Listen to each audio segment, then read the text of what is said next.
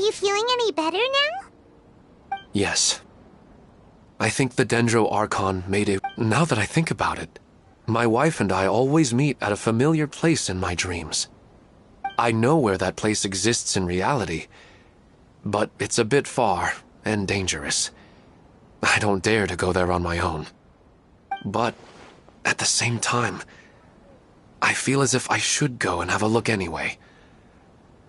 Perhaps I'll be able to move on once I see that there's nothing there. Otherwise, I'll keep on feeling like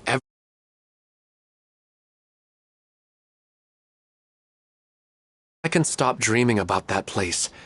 I'll probably be able to get my life back together. Actually, you two are adventurers, right? If it's okay with you, could you escort me to that place?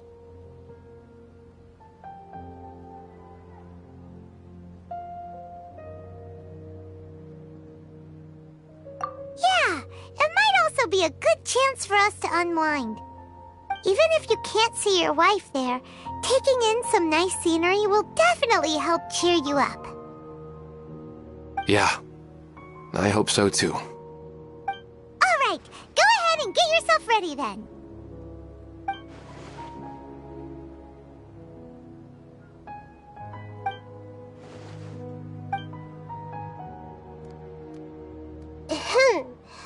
Are you headed off to some interesting place without telling me again? Huh? Wait, aren't you supposed to be answering questions? I just finished, and I really got a lot out of it. So many interesting and novel thoughts. Anyway, it looks like you're going somewhere. Why don't you take me with you? Oh, there's no need to trouble you, great Dendro Archon. I imagine you must have many other important things to deal with. No need to stand on ceremony. Besides, I wouldn't have asked to come along if I didn't have a good reason. I wanted to use this opportunity to discuss with you some things that are puzzling me right now. Huh. I didn't know the great Dendro Archon could become puzzled too. I'm not all that different from you, you know. Alright, let's go. We can talk on the way.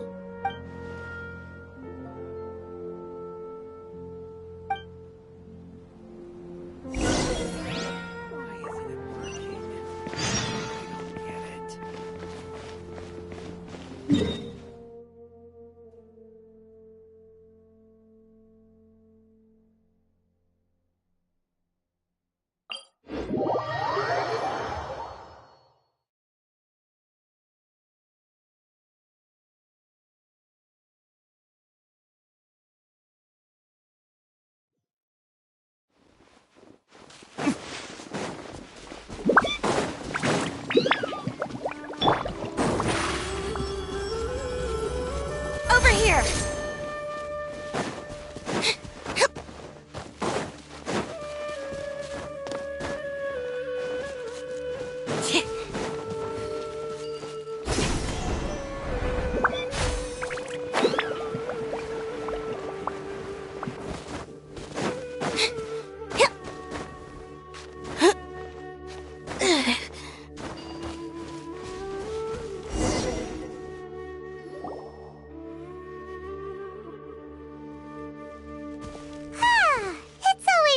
Go for a leisurely stroll.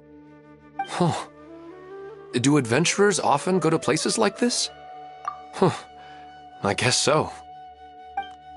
So, this is where you always meet your wife in your dreams?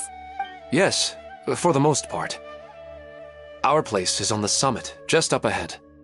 When I saw her in my dreams, we didn't do anything but talk about ordinary, mundane topics.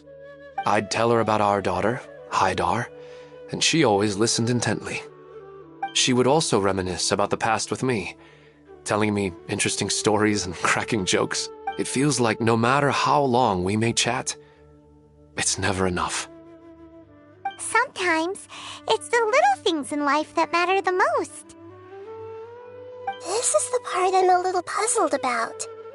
I'm very familiar with dreams, and normally, they lack logic and continuity. But you said she could remember what you had told her before, right? That's right. She always listened to me carefully in real life, and now she's doing the same in my dreams. She always surprises me with some details from our lives in the real world. The fact that she can remember such things makes me feel like she's alive. Whoa, that's pretty weird. Well, dreams are kind of weird to begin with. However, the problem is that his dreams have too much structure and continuity. Most dreams are far more fragile than you can imagine. For example, a loud noise outside your window in the real world could cause your dream self to get loaded into and fired out of a big cannon. Another example. If you're thirsty in the real world, then you might find yourself trudging through a desert in your dream. But the appearance of your wife seems unusually stable and unaffected by any outside interference. Statistically, this should be extremely rare. I don't understand it either. But I have no reason to suspect or reject these dreams. They're too beautiful.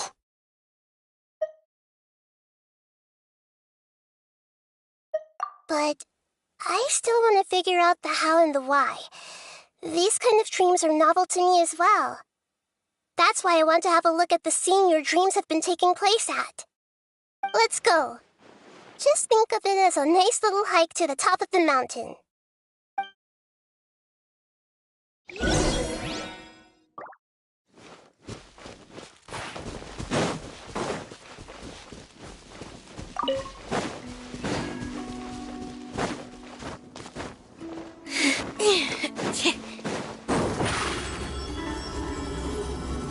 Surprise!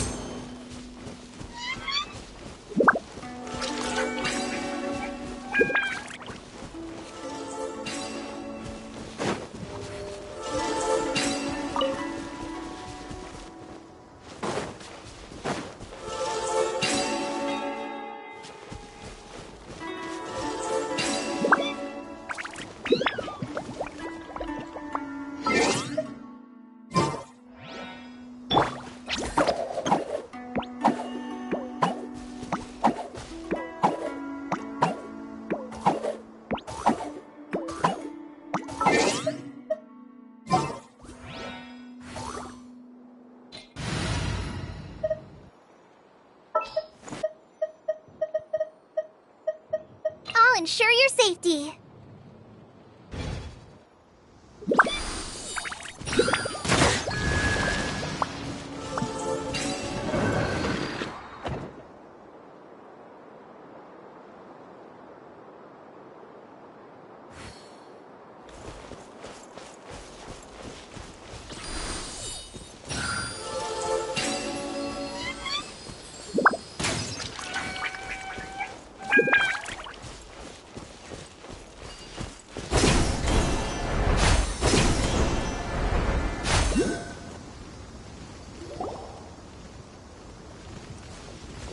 Well, he really wasn't kidding. This place definitely isn't safe. No matter. We'll just finish them quickly. Huh? Are you going to fight? Of course. This is...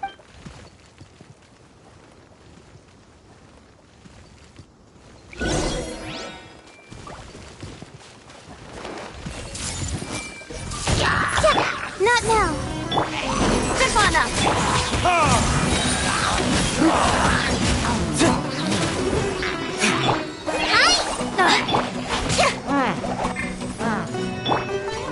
Grow, grow!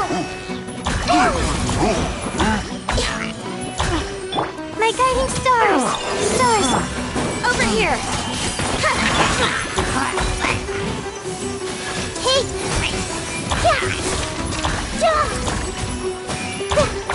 Just like we rehearsed! Surprise! This might hurt a little. The Temple of Wisdom! Yeah! I see everything!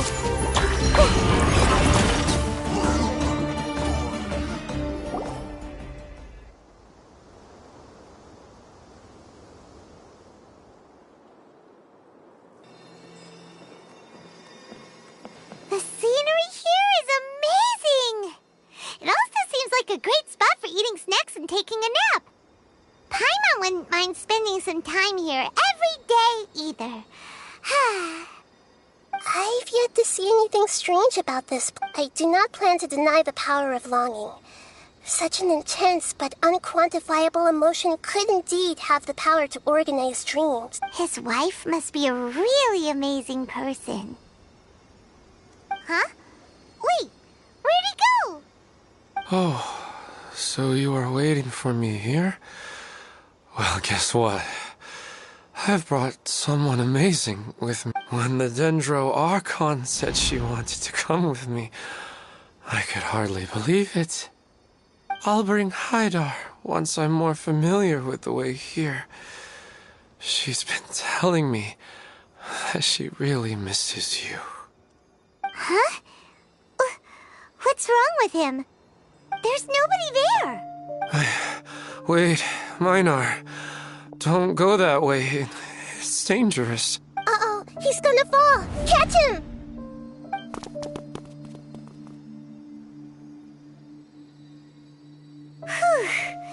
Luckily he didn't fall. But what was all that rambling about? He also looks like he's passed out. He's in a dream now. What he said just now matches almost perfectly with the dreams he's described to us earlier. Oh, so he fell asleep and started to have the same dream? I find it a little strange as well, but we mustn't awaken someone while they're sleepwalking. All we can do is sit here and wait. Huh? Minar. Where's Minar? Oh, good! What happened? Huh? Oh, right. The moment I reached the summit, I saw my wife, Minar, sitting there. After I introduced her to you, she seemed a little flustered and started walking away. And then she seemed to suddenly disappear. When I realized something wasn't right... That sounds pretty wild. Maybe you were just... I don't think so. I slept a lot yesterday, and I don't feel very sleepy now. Maybe we've affected the way his subconscious constructs dreams by following him here. Anyway, all that matters is that you woke up safe and sound. I think I know what happened now. I'm sorry. If it weren't for you, I would have fallen. Let's head back now. Don't come back to this place again for the time being. Oh. Nahida, what's on your mind? We still don't have enough evidence to work off of, so it's hard to draw any reliable conclusions yet. Oh, right! Come to think of it, there were lots of people from the event who had vivid memories of their dreams. Right. And not only at a moment of dreams, there may be people like this all across Sumeru. We need to understand what's happening and the rate of its development as soon as possible. Then there's no time to lose. Let's head back. Stop standing there, Elmon. Let's go.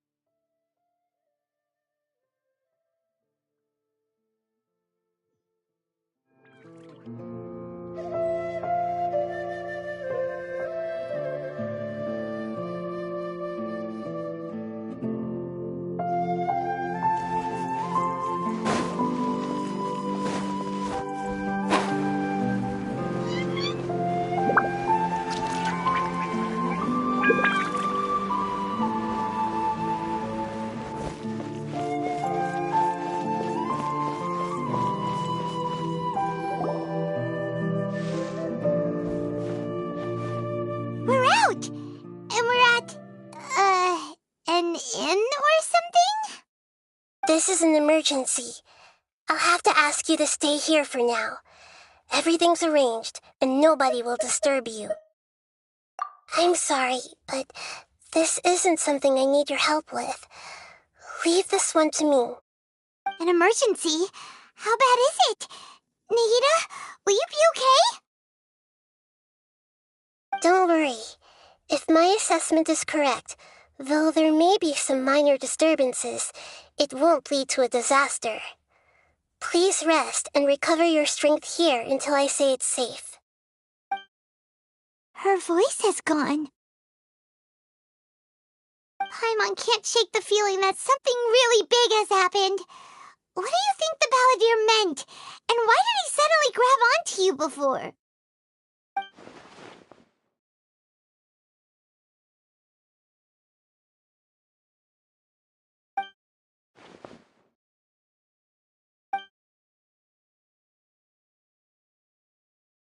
He wants to change the past?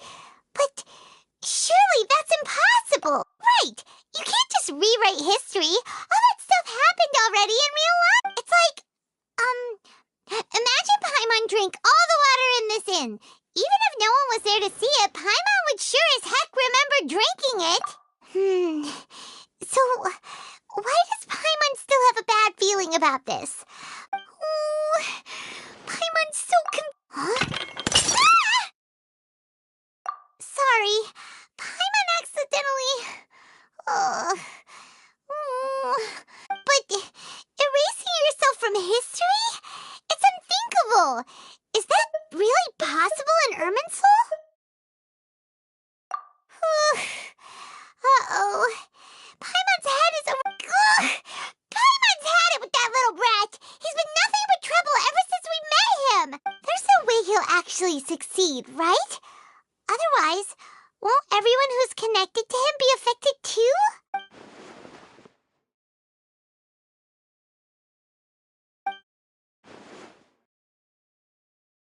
There's nothing we can do about it at this point. Hey, have you got any ideas on what we should do next? Seems like now there's nothing left for us to do but to go to sleep. But Paimon's still so worried. Paimon won't be able to sleep a wink tonight. So, how about, we list all our favorite foods to take our mind off things. Alright, Paimon will start. First dish. Andrean chili chicken! Also, Adeptus Temptation.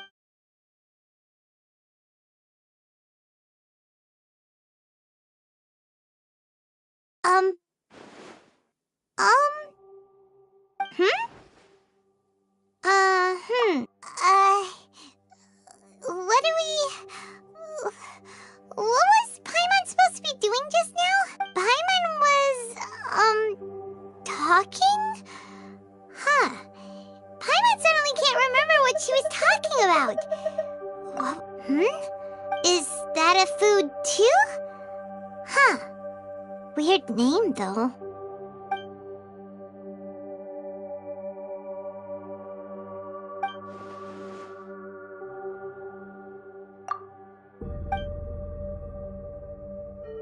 What's wrong? Your eyes are like saucers. Was it something Paimon said?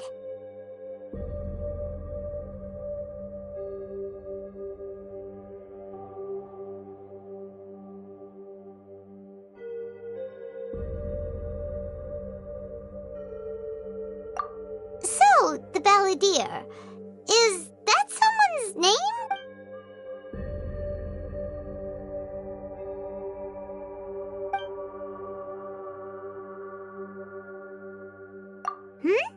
Okay, sure. Where are we going? Huh? Fine by Paimon, but is everything okay? You're acting like this is...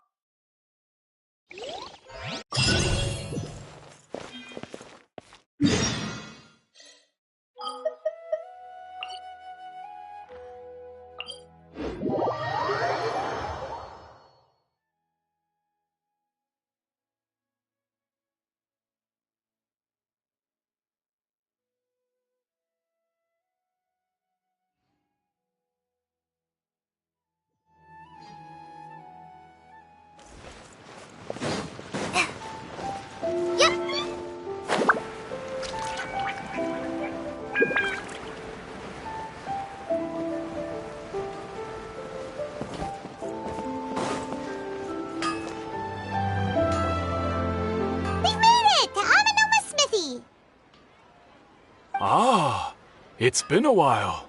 Of course. Go ahead. Oh. Now there's a question I wasn't expecting. Very well. I'll tell you what I know once more. The once renowned Raiden Gokuden, comprised of 5 branches. Amenoma, Futsu, Ishin, Hyakume, and Senju. The art of forging practiced by these 5 clans was first taught to them personally by the almighty Shogun. Over time, the 5 branches diverged from one another as generations of bladesmiths honed and perfected their craft until they became 5 distinct traditions. Most of the great swordsmith clans of old have since fallen into decline, and for a long time, only the Amenoma branch kept its art alive. But fortunately, Kaedehara Kazuha recently returned to Inazuma and took up the mantle of the Ishin art. Now, 2 clans remain of the original Gokuden 5. If my memory serves me right, you yourself were present when he forged the Ishin blade. Oh, yeah, we were! Paimon remembers that we learned a bit about the decline of the Raiden Gokuden then, too. It seems like such a shame. That, my friends, is a tragic tale indeed. In fact, this was not made known to me for most of my life. All these years, I knew of those great clans' demise, but never the cause. Only recently, when the question was on my mind, did I ask Kaedehara Kazuha about this.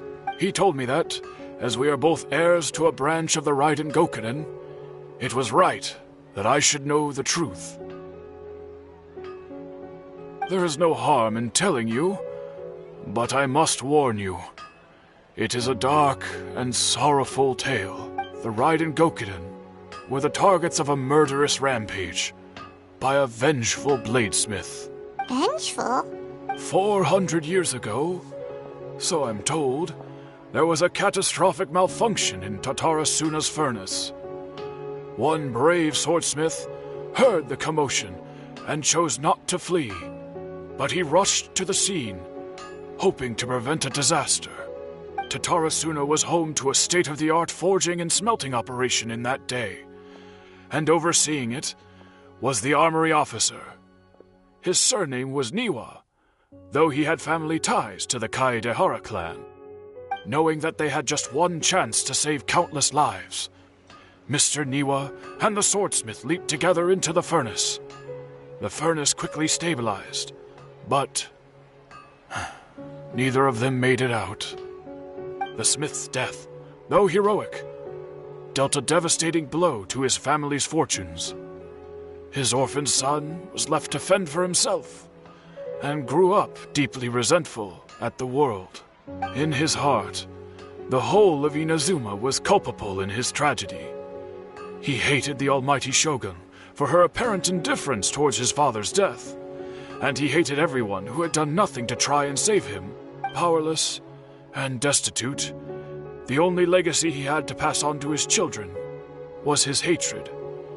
Generation after generation bore this grudge, living in utter misery. Alas, if only the story could have ended there. But 100 years ago, the then head of this family reached the end of his wits. He could bear their fate no longer, and yet he could do nothing to change it. Finally, he made a drastic decision to take revenge on the Raiden Gokuden. In doing so, he sought to vent his pent anger and shake the very foundations of Inazuma's forging industry. In his fury, he murdered indiscriminately, killing even bladesmiths from the Hyakume clan which he belonged to. His goal was absolute, the devastation of all of the Raiden Gokuden. But when he came to the Kaedehara and Kamisato clans, his killing spree came to an abrupt end. He failed to catch them unawares. They fought back fiercely, and they did not spare his life. That is why the Kaedehara clan and their Ishin art survived that day. I suppose they were the lucky ones, under the dire circumstances.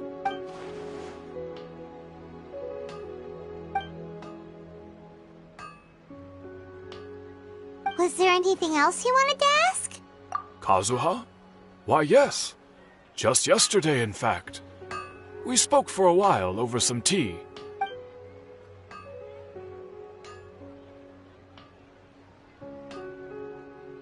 My pleasure. Don't tell Paimon. There are other places you want to visit too, right? On to the next stop! Lead the way! Okay.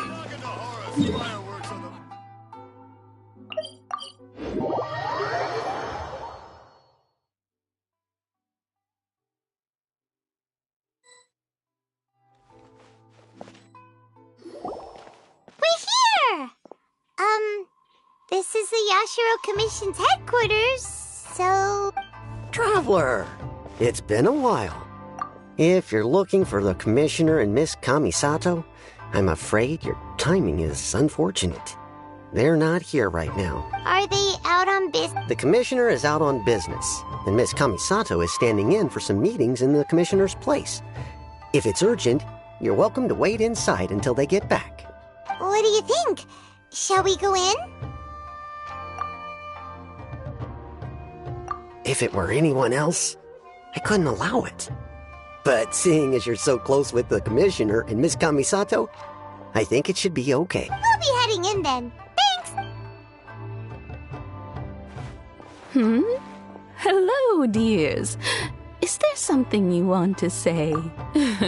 Of course, traveler. Yes, I know who you are. Miss what would you like to know?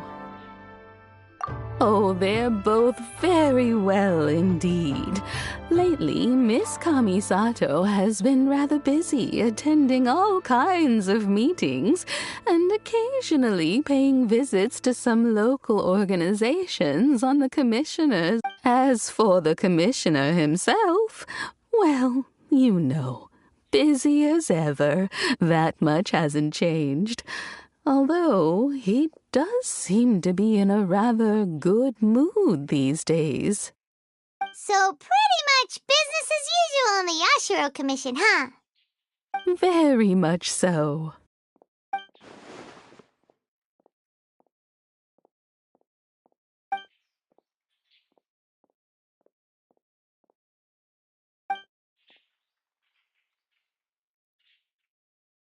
Well, got any more questions? You're very welcome. In fact, I would love nothing more than for you to come and visit. Miss Kamisato talks about you all the time. She seems so thrilled to have you as a friend, and she's always saying how talented you are and how much she admires you. I must say, many things in Inazuma seem to have taken a turn for the better since you arrived here. So you're not just Miss Kamisato's knight in shining armor, you know. You're a hero to us all.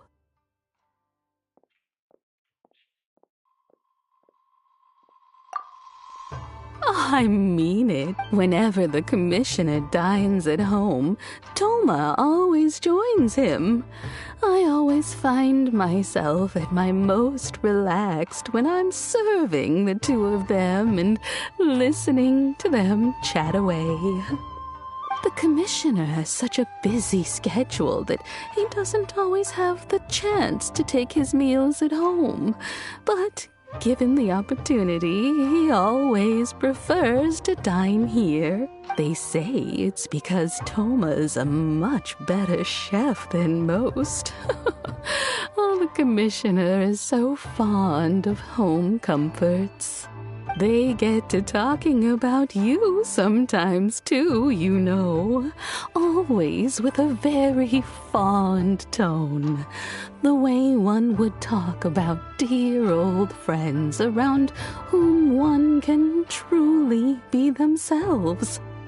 Miss Kamisato occasionally joins them as well. It's been Many years now since the late Mr. and Mrs. Kamisato passed away.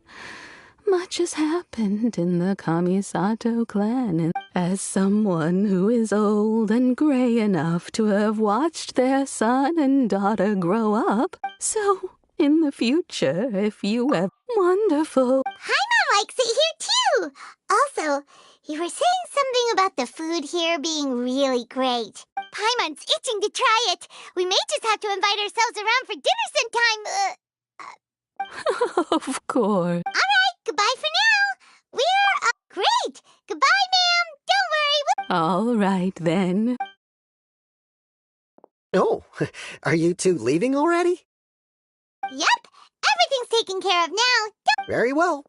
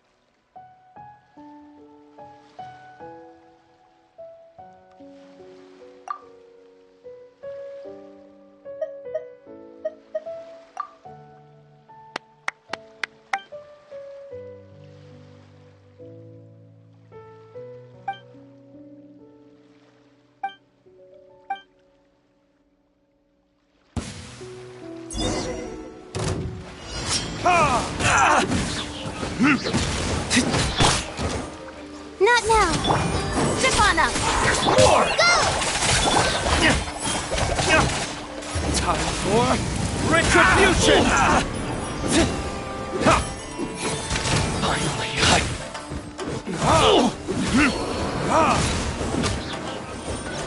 let's get down to business. The night is cold. Cold. Night. How's this? Surprise! Be amazed! The verdict is... my blade! There's more! Try this on your side! Not now. To the very fine cut.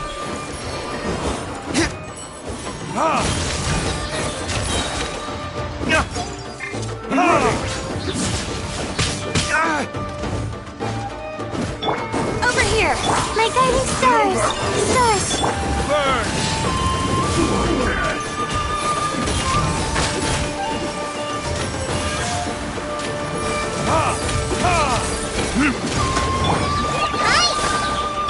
The night is cold. One brings place. Zip on up! Pull it Emma! Time for retribution!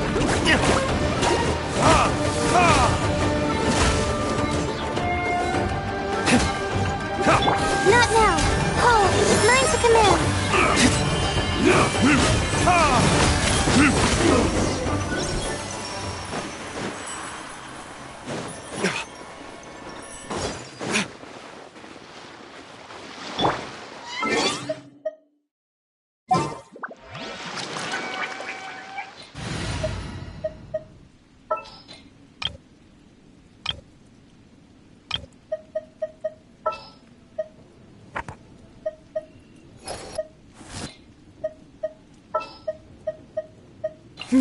Let's do this.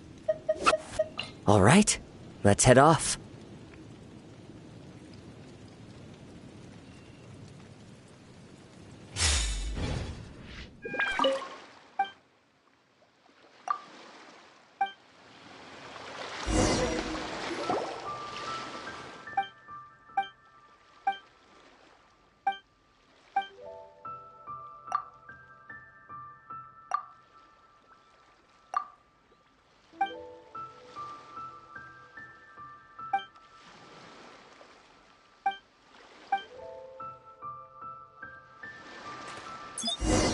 Let's get down to One business. with nature. Dissipate! Out of my way! Roast and revamp quiver! Fallen leaves, adorn my night. Let's get down to business. Into the wind. Finally, to the very... Allow me! Flash! Storm the front! As one with wind and cloud. Covenant of the deep! Cut down. Like this.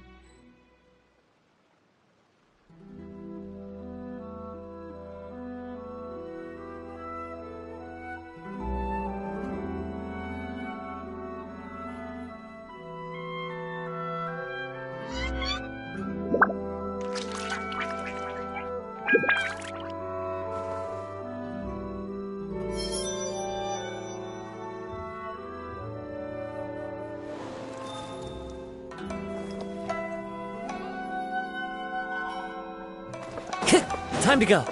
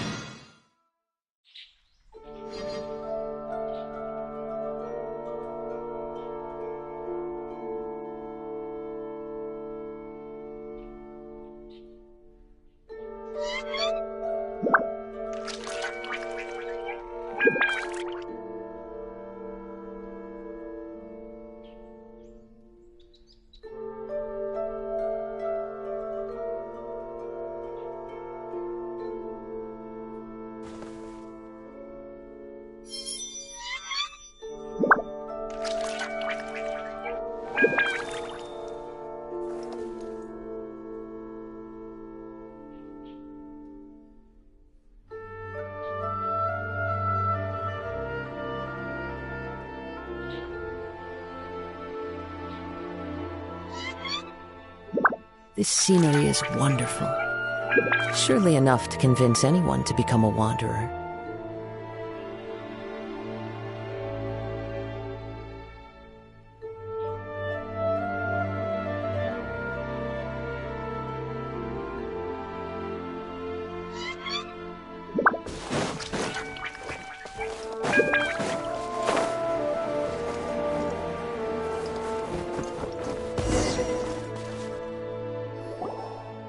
Well, here we are. But what are we looking for? Something or someone? Do my eyes deceive me, or is that the Traveler and Paimon? Xavier, what are you doing here? I was in the general area, and now I'm in this specific area. There, that's me. So what about you two? We have some questions and thought you might be able to help. Certainly do. I've researched the furnace here in some depth. If there's anything you want to know, just ask away. Like the back of my hand. Make no mistake, I have been here a good many times before. Not only that, but I've met people in Inazuma whose families used to live in Tatarasuna years ago. Oh, well, it's a long story, don't you know? The tale of Tatarasuna. I'm told that its history is one of the most foremost forging and smelting operations in the nation. Goes back around 1,000 years. Still, the furnace has had a couple of serious maintenance issues along the way. A couple? One was just in the last few years, the other was several hundred years ago. A fun fact, I'm not the first Fontaine tech guy to come and work on it either. There was a guy back then too. They say he was a mechanic who consulted on a technology upgrade. It seems like the technological collaboration between our two nations goes back a long way. How about that? Hey, weren't you gonna ask Xavier something about Tatarasuna? Come on, ask him! Oh, I didn't realize you two were here for a history lesson. Me neither. Paimon doesn't know what's gotten into this one today. Feels like we've been preparing for a history exam or something. What brought this on? Did you just wake up today with a sudden burning desire for historical knowledge? Sure, go ahead. A kabuki mono? No, I can't say that I have. I do know the word, Inazuman for those eccentric types who always go around dressed to the nines. Just the sort of person that I'd like to meet, actually. But sadly, I've never had the pleasure, nor have I come across anything to do with a kabuki mono where Tatarasuna is concerned.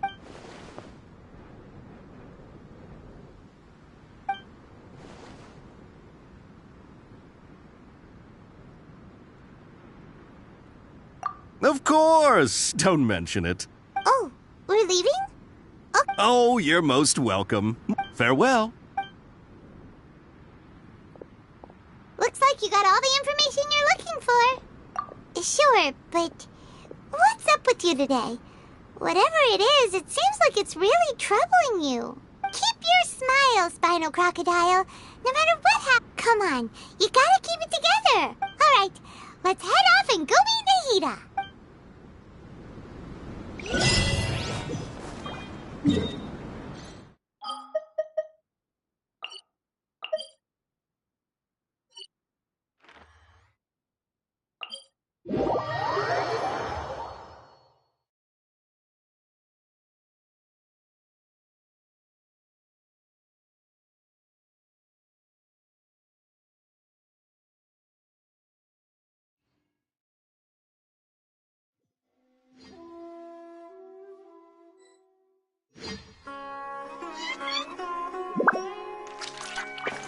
Time to go.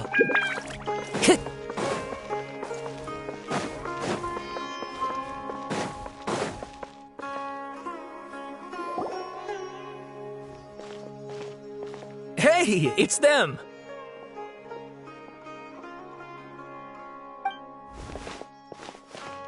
Akaba, Sawada, you're still here?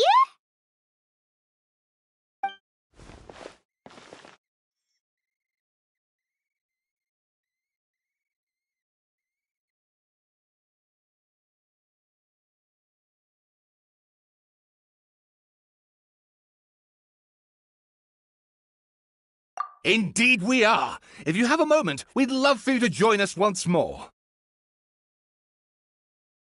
We have time. What do you want to talk to us about? It's the same topic we discussed last time. Obviously. Still looking for more info about Tatarasuna, huh? Should we join them?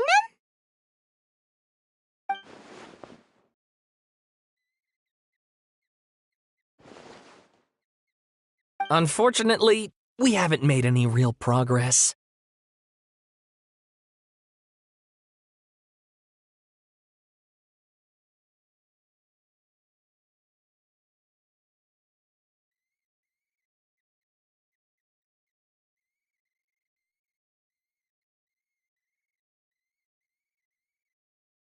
Huh? Oh, of course. I presume you'll want to read mine.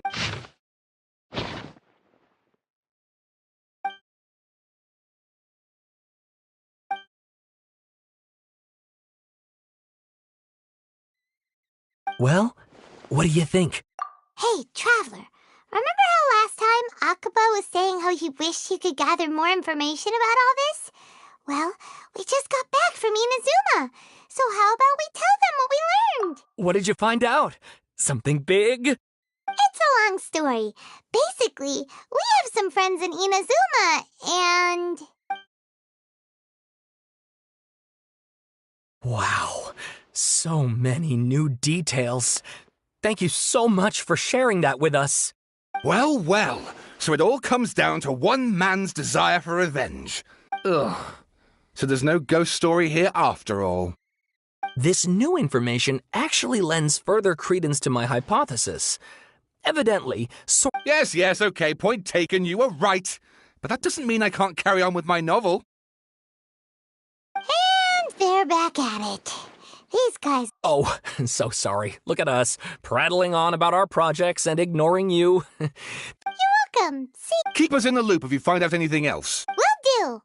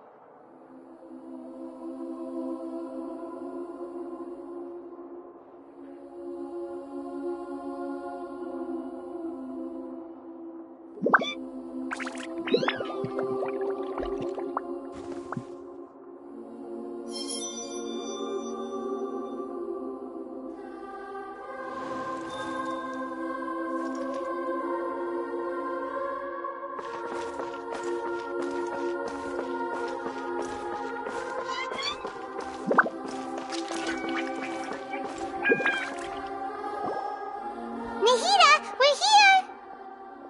Traveler, Paimon, how have you been? Ugh, where to start? Paimon hasn't had a moment's rest this whole time. That night, we ended up chatting and chatting until... The Balladeer? This sounds like some kind of code name. You look troubled.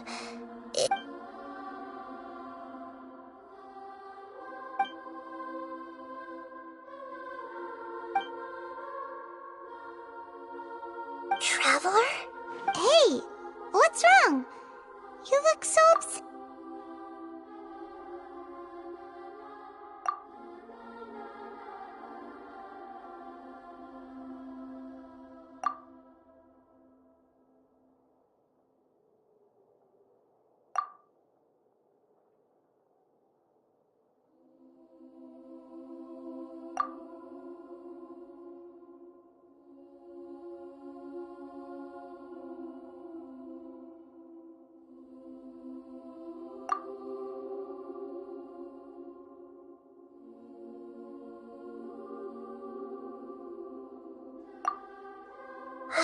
That's quite a story. So, this puppet known as the Balladeer, erased him. But how was he even able to do that? As the traveler said, he very nearly became Sumeru's deity.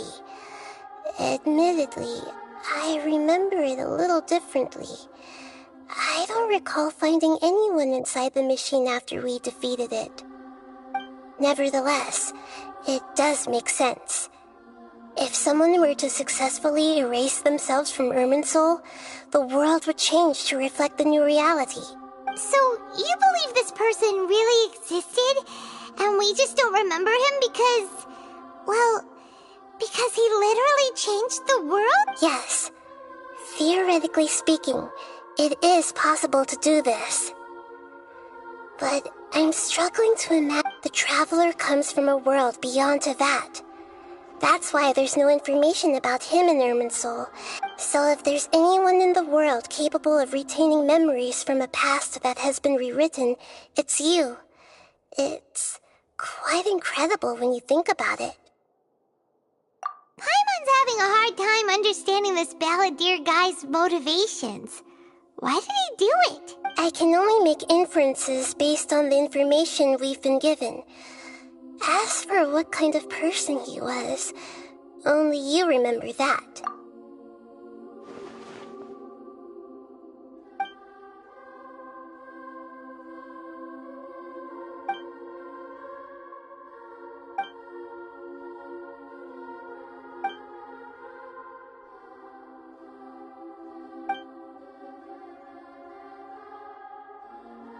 Something else worrying you? Something that you can't share? It couldn't change the fate of the ones who had died. Once the balladeer realized he hadn't been betrayed after all, it must have completely changed his view of the people of Tatarasuna. Now he saw them as friends again. He couldn't keep hating humans after that. And if he thought the story makes sense, every part of it. The balladeer tried to achieve godhood with the doctor's help. He was unsuccessful, but retained the power to connect with Irminsul. That power then enabled him to change what was recorded in Irminsul and erase himself, even though he didn't have much strength left. Yeah, it does make sense, but it still ended in tragedy for his friends. It just feels so hopeless. He gave everything to do this, but it seems like he got nothing in return.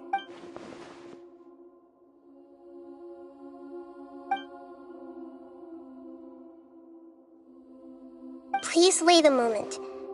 I want to check something. Found it. This should be the one.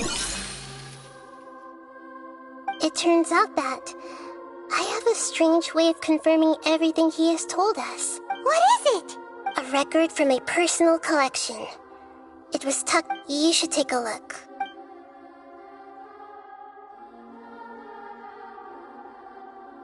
Is this a fairy tale? Who? I authored this record myself. Huh? You wrote a fairy tale?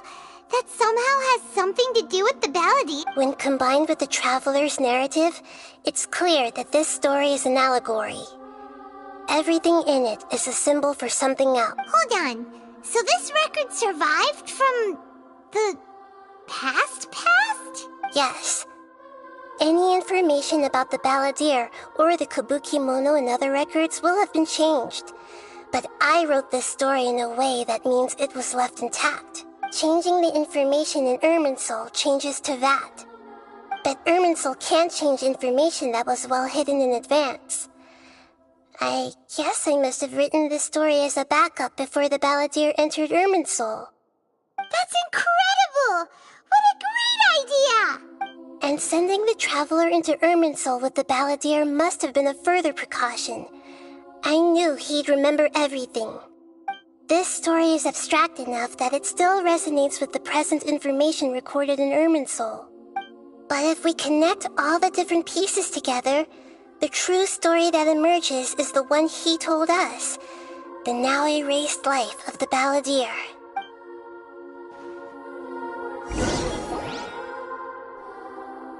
There was once a lone monster draped in fox fur. the monster found a family of foxes, joined them, and they became friends. The monster lived with the family day and night, and everyone treated it as one of their own. Once in a while, the monster would take off its fox fur at night and lament to itself as it gazed at its reflection in the water. I am a monstrosity, yet they are too foolish to see it. I pity them. But the monster soon found solace when another came to live among the foxes who was not their kin. A kitten, carved from the wood of a white tree who had been abandoned by the humans. The kitten too wished to become a fox, but its tail was too slender and it could not grow a coat of richly colored fur. Yet when the other foxes saw this, they spoke words of comfort to the kitten. Even without a tail and fur like ours, you are still one of us. Furious at this happy resolution, the monster lit a fire on the mountain. The terrified animals panicked as the fire spread. The only way to extinguish the flames was to make a sacrifice. A gray fox stood up and addressed the monster. It said, "You are the cleverest among us. Surely you can help us find a way to solve this." The monster smiled, led the fox toward the fire, and murdered it. The gray fox's heart was turned into a beautiful drop of water, clear, spotless, and pure. The monster gave the heart of water to the kitten, telling him, "The foxes have decided. You are the one who must be sacrificed. Take this, quench the flames, and die for your fox kin." The fire was extinguished, but the kitten lived. It left that side of the mountain and found a little bird who had a broken wing. The two promised they would spend their whole lives together, but the little bird did not have long left to live. It passed away soon after. After burying the bird, the kitten left the mountain for good. Never again would it cherish a single creature, nor a single blade of grass that stood on that mountain. The kitten spent the nights wandering aimlessly, gnashing its teeth at the moon. How it wished to swallow the moon and devour the moonlight. If the world could only return to darkness, then it would finally be peaceful and content. I will become the new moon, the answer to everything. Then, no one will know that there were once birds, foxes, and cats in this world. And no one can know that they were different.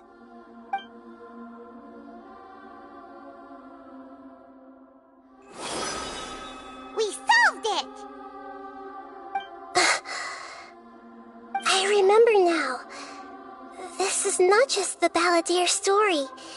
It is his very own memories. I made a backup so that it would be preserved to become a god. He was experimented on and modified countless times. It was brutal torture, and the only reason he was able to survive is that he was a puppet. This memory was extracted from him by the scholars. Presumably, they kept it to have something to defend themselves with. Creating a deity was just the first step. Some of them wanted to be able to control it. That's why they backed up his memory for later use. I buried it deep inside one of my own dreams, and then hid it inside an allegorical story so that it wouldn't be altered. It's hard to believe that this person really existed, let alone that he tried to get rid of us on more than one occasion. Paimon has no memory of him at all. He completely vanished, like a... The Balladeer agreed to help me look for information about the Descenders, and although he was unsuccessful, before he vanished, he confirmed an important detail. that Conria was where your twin first came into this world. We still don't know how the change to Irminsul will affect the senior ranks of the Fatui, but in all likelihood, they won't even remember. It sounds like Paimon wouldn't like this guy a whole lot if he was still around. But still, Paimon doesn't like the way it all ended that much better. This is why wisdom alone cannot answer all our questions. We look, we see, and we comprehend, but the question still troubles us. So the answer is not everything. People yearn to find the truth and then conquer the troubles they face. When you give someone the truth, you give them a chance to choose their own destiny. To others looking on, this may seem like a pointless endeavor, but for him, the chance to act on his desire to disappear must have meant a lot. Never forget that even when we walk beneath dark clouds, and that is what you have been doing all along. Yeah, Nahida's right. Cheer up! How about we go get something to eat? We can pick up this heavy conversation again later. Good idea. Paimon, why don't you take him out for a walk to clear his head? You got it! Come on, Traveler! You need to get out of your head for a while. You'll feel much better after taking a walk. Let's go get a snack from one of the stalls in the Grand Bazaar! That'll be sure to lift our spirits. It must be really tough being the only one who remembers all that, but Paimon's always here to help cheer you up.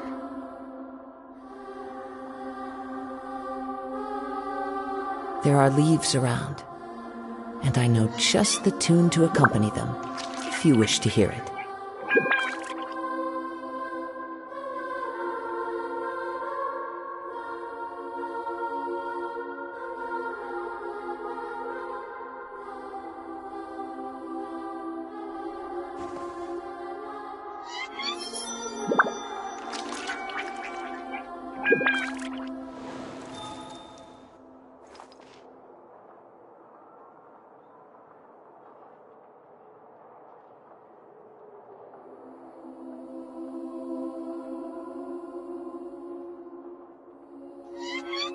Wherever in this world I roam, I carry memories of my home.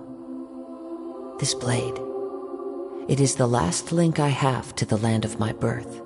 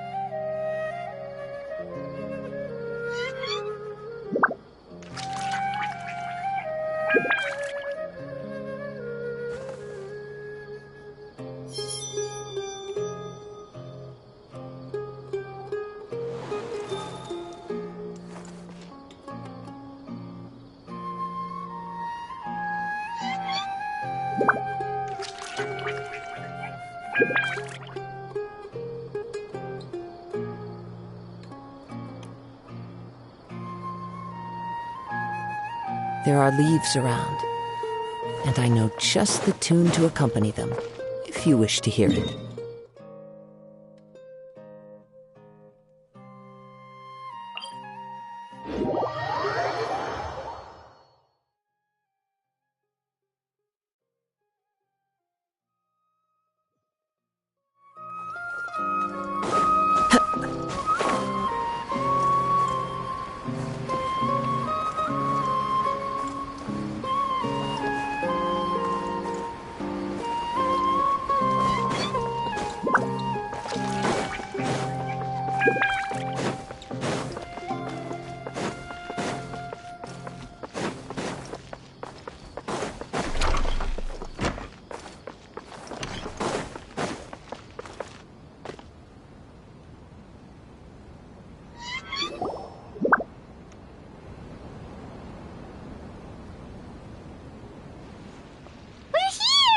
What should we eat first?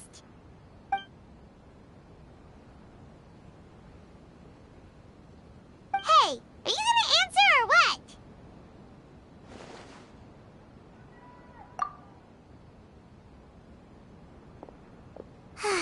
Alright, whatever you want. Well, Paimon will be right here when you figured stuff...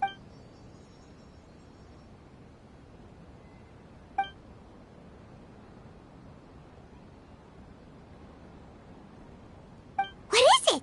Have you figured it all out?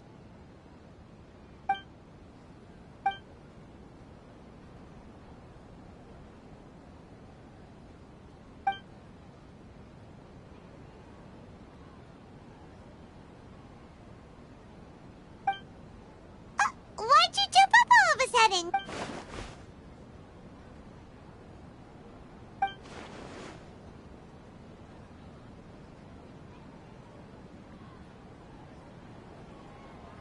Excuse me, boss. There seems to be a small problem with the last bill. Look, here.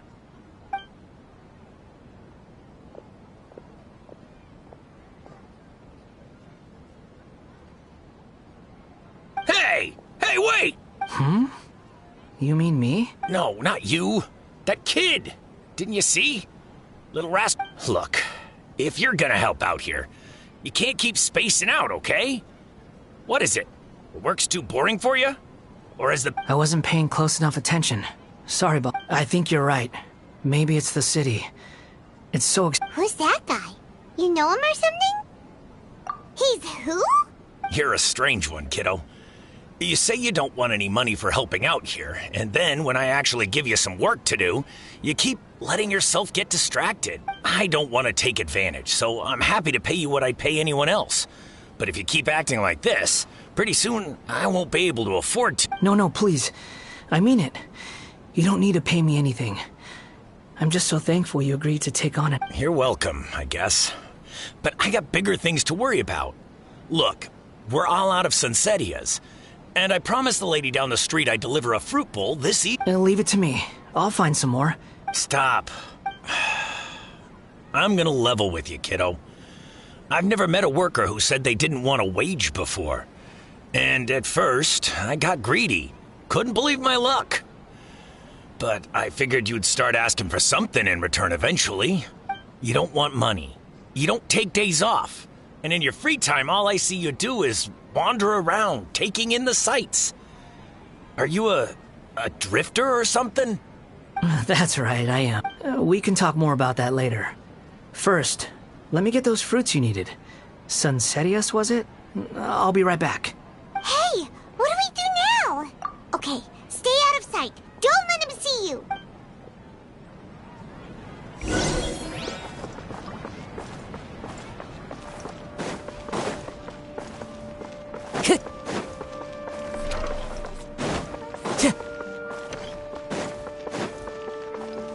Time to go.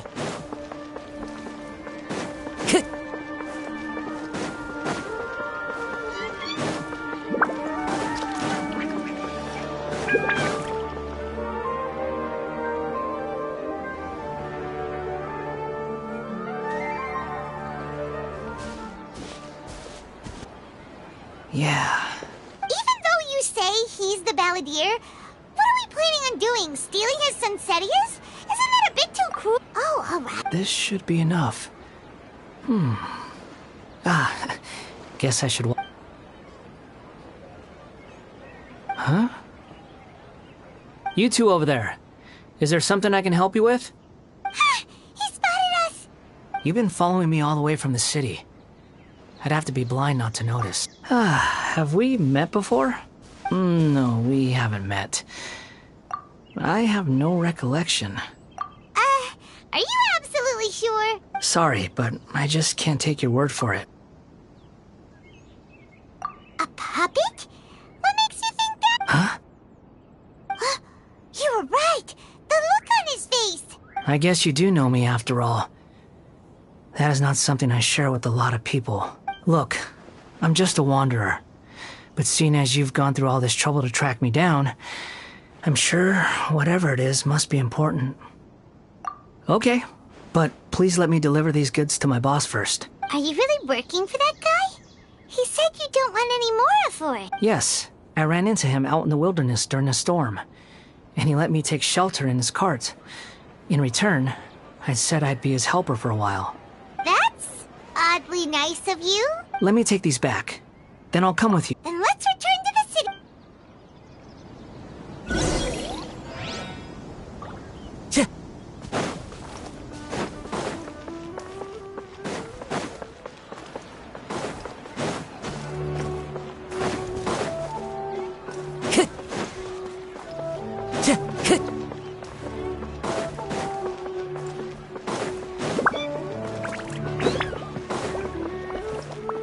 Time to go.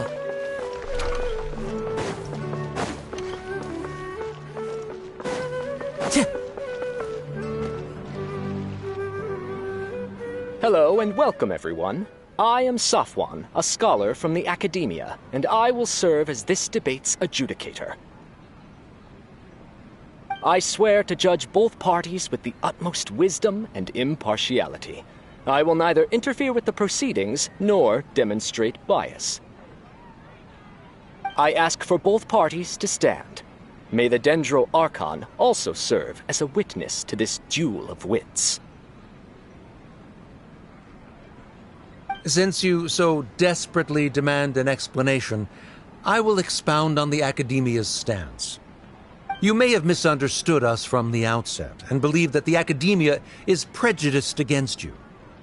However, the truth is that the Academia wishes for every resident of Sumeru to be afforded opportunities to grow and cultivate their wisdom. Therefore, the works they consume should also possess enlightening qualities and intellectual value. We have failed to identify these qualities in the shows performed at Zubair Theater. In other words, instead of struggling against the Academia in pointless confrontations, if you had spent your time reflecting on improving the quality of your shows and enlightening your audience, Zubair Theater would not be today facing such a tragic fate. Aggressive from the get-go. He's really putting on the pressure. Can Nilu stand her ground? Calm down, Nilu. First, carefully analyze what he said. He said that we were shut down not because the Academia looks down on the arts, but...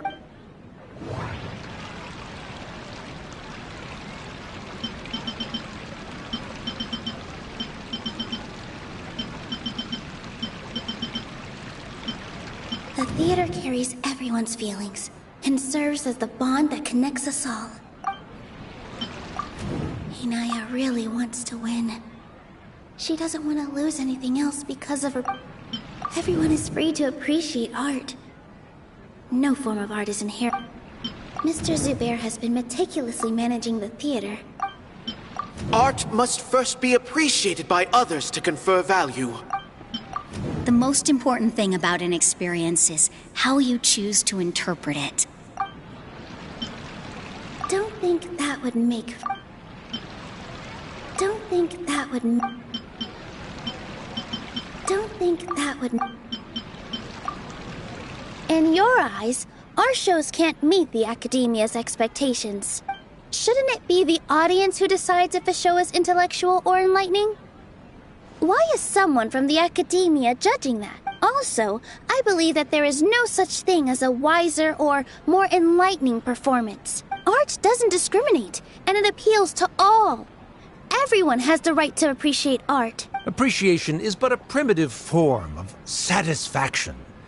Guidance and enlightenment are necessary if we are to induce growth in the performers as well as the audience. This stance holds performers to a higher standard and encourages the development of the arts. If all performances are simple-minded, require little effort to comprehend, and lack any impetus for the betterment of society, then the people will not be able to develop a greater level of artistic understanding. Nurturing the populace's understanding requires a long and arduous process, and guiding this process is the Academia's true goal. He changed the topic without batting an eye.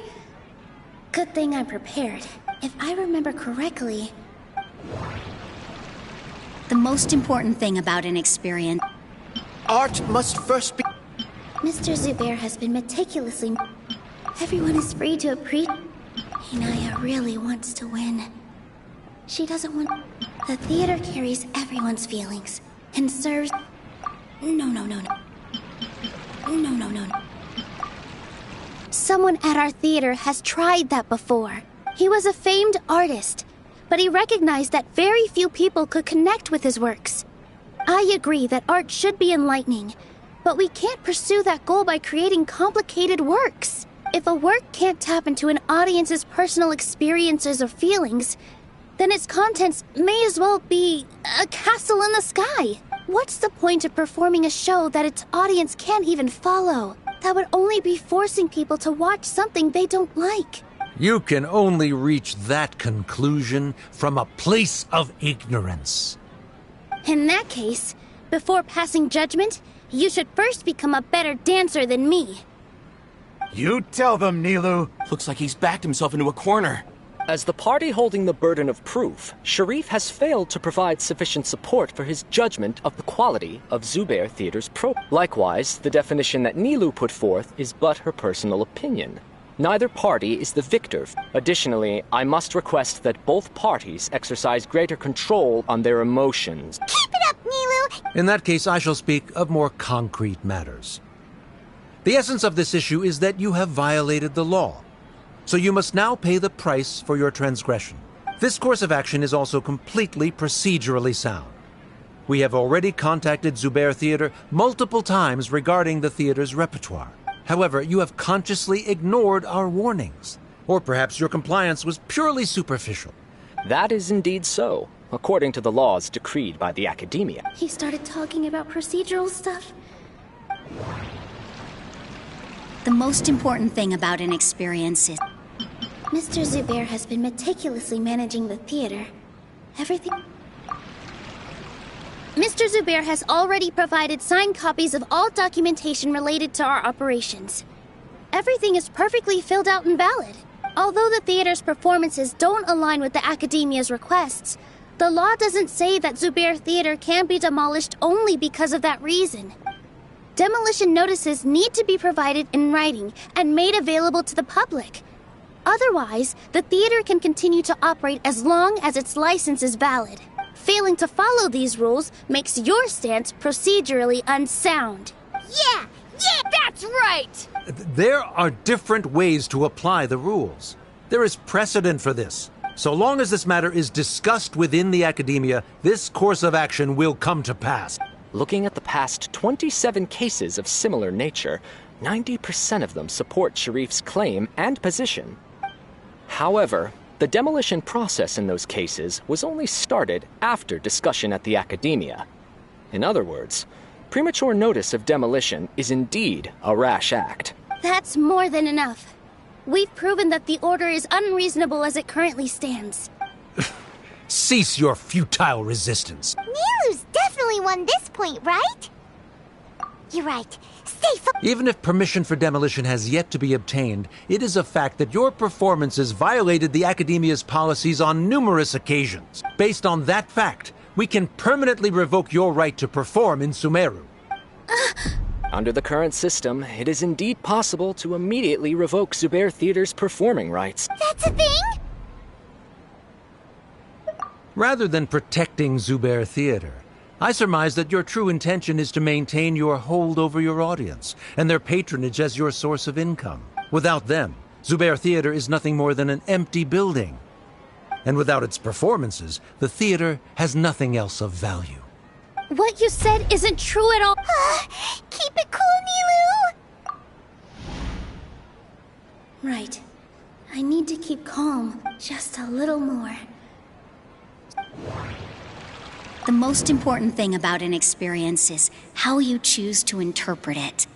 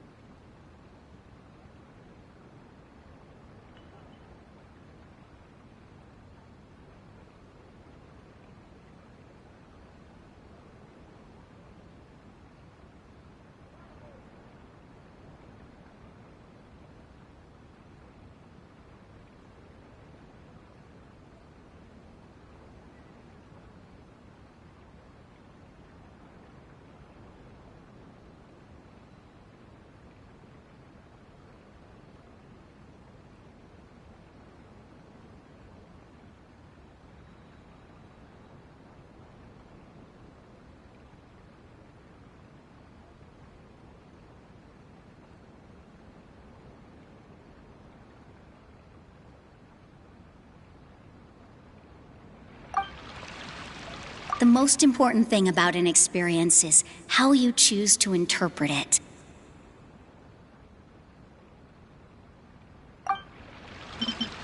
The theater carries everyone's feelings and serves as the bond that connects us all. Inaya really wants to win. Everyone is free to appreciate art. Mr. Zubair has been meticulous. Art must first be appreciated by... Zubair Theater isn't simply a performance venue to us. It means more than that. It's been our home for a long time. Miss Raykar can't go on adventures anymore. But she has found a stable career. Her son, Sorin, has already passed his theater exam, and he'll soon be our newest member. Mr. Kasani found a new way to look at art. He decided to stay at the theater to watch us grow. Mr. Farhad and Mr. Hushang visit even when there isn't a show going on, and they always tell us lots of entertaining stories. Even Inaya wants to stay with us, and she's starting to look forward to a new future. Zubair Theater exists for them. For every single one of us.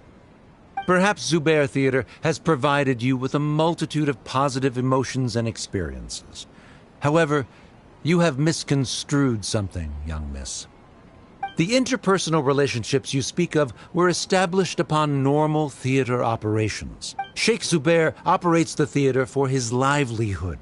His employees work for their wages, and the audience comes to enjoy performances. Relationships are merely a byproduct in this exchange of interests. They may be pleasant and captivating, but they can only ever be secondary. When scholars collaborate to solve difficult problems, we freely share our knowledge and resources with one another as if we were all kin. However, this collaboration ends after the results of our work are published. The reason is simple. We are scholars, and there are new projects that await our attention. He really doesn't think much of relationships. Paimon also thinks he did a lot of prep. He's been solid as a rock.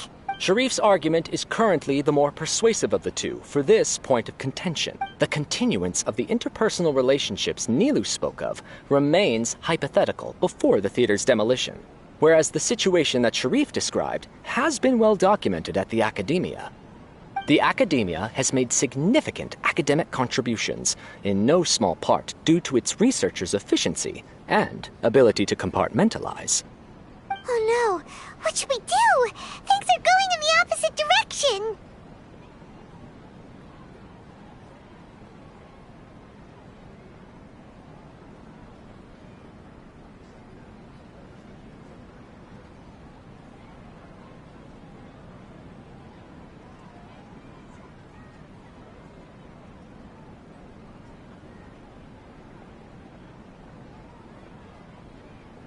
A setup? Good. He said what he said. But is this really... She already agreed to this. Mr. Sharif believes that interpersonal relationships are a byproduct of working towards a goal. Once that goal is achieved or abandoned, those relationships would have no more reason to continue. Then, if someone has failed to live up to his expectations... If someone has failed to live up to your expectations and ran away from home, then she shouldn't be your daughter anymore. Inaya... Sorry, Nilu. As expected, I should be the one to say it. You don't need to shoulder this responsibility for me. If in your eyes, the purpose of my existence is to become your academic successor, then that goal has ended in complete failure. By your logic, that means there is no more reason to sustain our relationship as father and daughter. Members of the audience who do not belong to either debate party, please speak with caution. Let her speak. What she does not say, Nilu will. No matter how many disagreements we've had, the truth is that you are still my father. You're so immersed in your own world, you can't understand why we come together for the sake of relationships. Yeah, don't look down on us. You can watch a dance anywhere, but there's only one Zubair Theater. I'm almost starting to feel sorry for this guy, what with the idiotic things he said. Order! Order! Members of the audience, do not interrupt debate proceedings. I confess that this is the final argument we had prepared. Disown me, and you will win the debate. But before that, Father, I have some final words to say. I've been doing some soul-searching. Not about whether I should have run away from home, but whether there was any point to my personal rebellion against you. I kept trying to earn your approval, but I only disappointed you over and over. The truth is, I ran away from home as a means to vent my recurring frustrations. That is to say, I was exerting pressure on you, and hoping you'd give up on your lofty expectations. But by doing that, wasn't I just doing the same thing as you?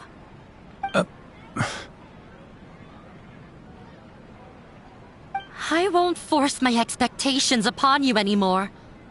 At Zubair Theater, I will move on from my family troubles and strive towards my new goal. But if you dare to... This is not the time to space out, Sharif. The debate is still underway. You already consider them to be your friends. You should be asking us that question. Of course we are! Miss Inaya is a really good friend. It was a bit of a process, but we won her over. Make no mistake. All those who come to Zubair Theater become one of us. We will always be with her. Such pure...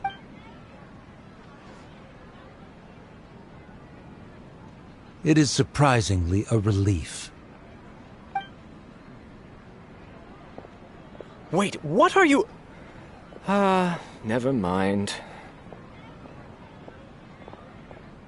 They left? Does that mean we've won? We won? Nilu, you're amazing!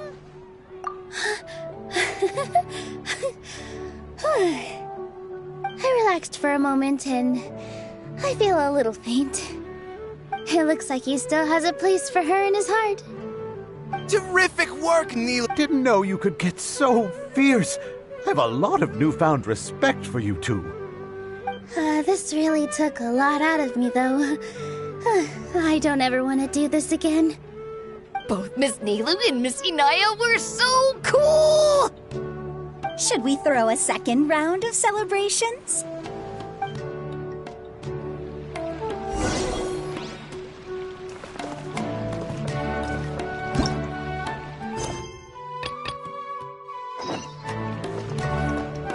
Time to go. Here you go, boss. I'll leave them right here. Oh, you really went and picked some more? Something's come up, and they need to borrow me. Sorry, boss. I'm afraid I'll be away from the stall for a while. I was just about to pay you anyway. Go wherever you want, kid. What? I get it, okay? You just wanted to help me out, to thank me for giving you shelter from the rain that day. Even then, I don't understand why you're so adamant that you don't want any pay for it. But look, it was pouring down, and there you were, sauntering along without a care in the world, like you had nowhere to be and didn't even care that it was raining. Imagine you were me for a second. It's a little weird, right? Why is this guy traveling during a rainstorm if he's not trying to get somewhere? And why is he taking a shortcut through the open country if he's not even in a hurry? But anyway, taking you in didn't put me out even slightly. You don't owe me a thing for it. Certainly not all this. Your time is valuable. You know, you should go live your life. But I don't...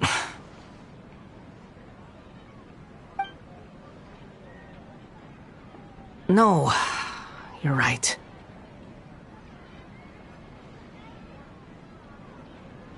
Then I suppose this is where we say goodbye. Thank you again for taking me into the city. Don't mention it, kiddo. I've run into all kinds of characters over the years. I just hope you find your path. Thank you.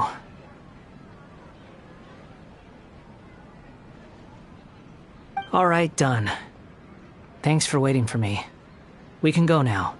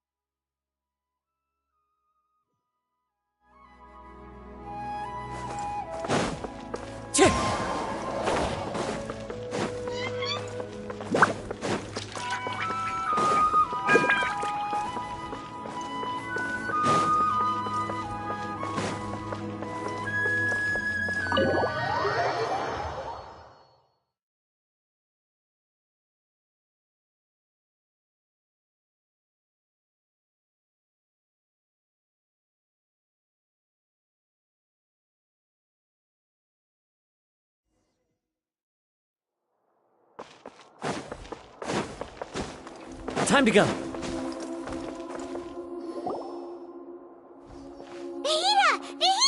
What's wrong? Huh? Are you... Hello. I do apologize for the sudden intrusion. We found this guy in the street, but he doesn't seem to remember anything. You say that you are trekking across Teyvat to train yourself. Many other Inazumans who describe themselves in this way call themselves Shugenja. Why do you refer to yourself as a wanderer? Well, it seems more relevant in my case. To me, it sounds like a plant with no roots. But these two claim that they know me, and that I have a hidden past unknown even to myself. I wouldn't call it the past, but rather... this is a difficult one to explain. I don't like to rely on using terms like this often, but in your case, it seems that it ought to be called, previous incarnation. Oh, like a past life or something? Yes, something far more distant than the past. So far away that you cannot perceive it. Okay, I have to ask. Oh, okay. I see. You want to tell me, but you can't bring yourselves to say it. Looks like I didn't have the most wonderful existence in my previous incarnation. If it's that difficult to talk about, I have no doubt it will be just as difficult to hear, but I'll be able to handle it. Please, tell me the truth. Is truth something you care a lot about? Yes. Then I'll be straight with you. In your previous incarnation, you did many things that would be considered evil. You nearly died because of what other people did, and many died because of you. As a non-human being, you hated gods and humans alike. You drifted from place to place, never able to settle, even where you found status and identity. You adamantly believed that you were missing a heart. Actions rooted in persistence sometimes bear bitter fruit. Sometimes, you have to let parts of yourself go, or you'll never be happy.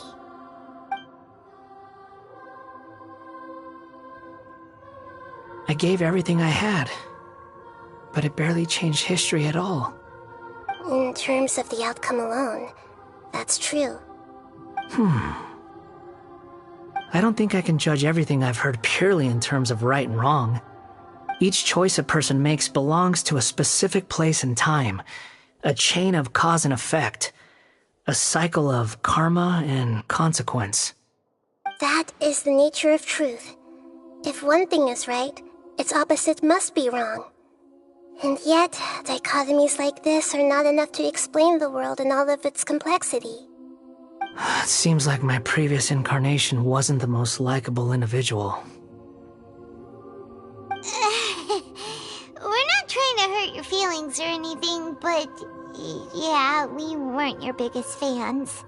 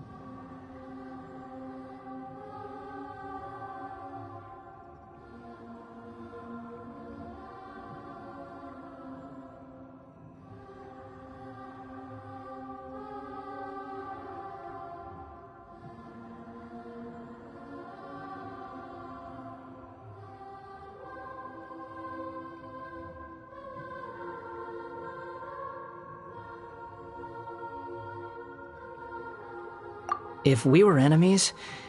This is so frustrating! This guy's supposed to be our arch... He's got so much... Lesser Lord Kusanali. Yes, it's all true. I can even show you the memories themselves. Please, I want to see them for myself. I want to experience... Even though it will cause your present self great mental anguish? I'm just a puppet. With no heart and no name. There is nothing in this world for me to cling to fill the void within me. Except maybe these sins that can never be undone. Very well. As you wish. Wait, shouldn't we go with him? This one's kind of on us for bringing him here. Don't worry. Whatever danger I might face, it's my burden to bear.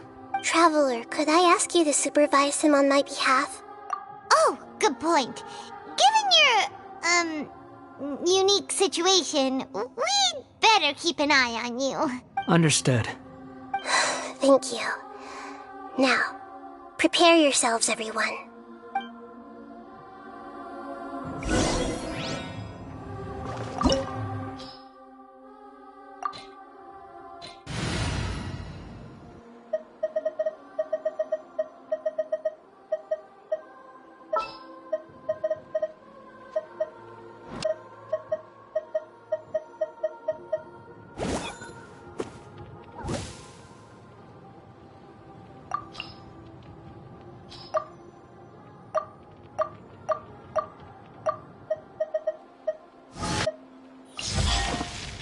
Let's go.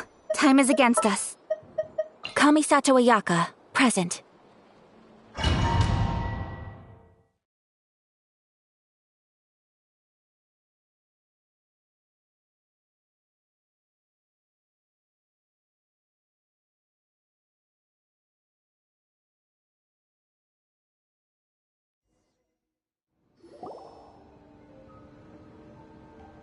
This looks like Inazuma.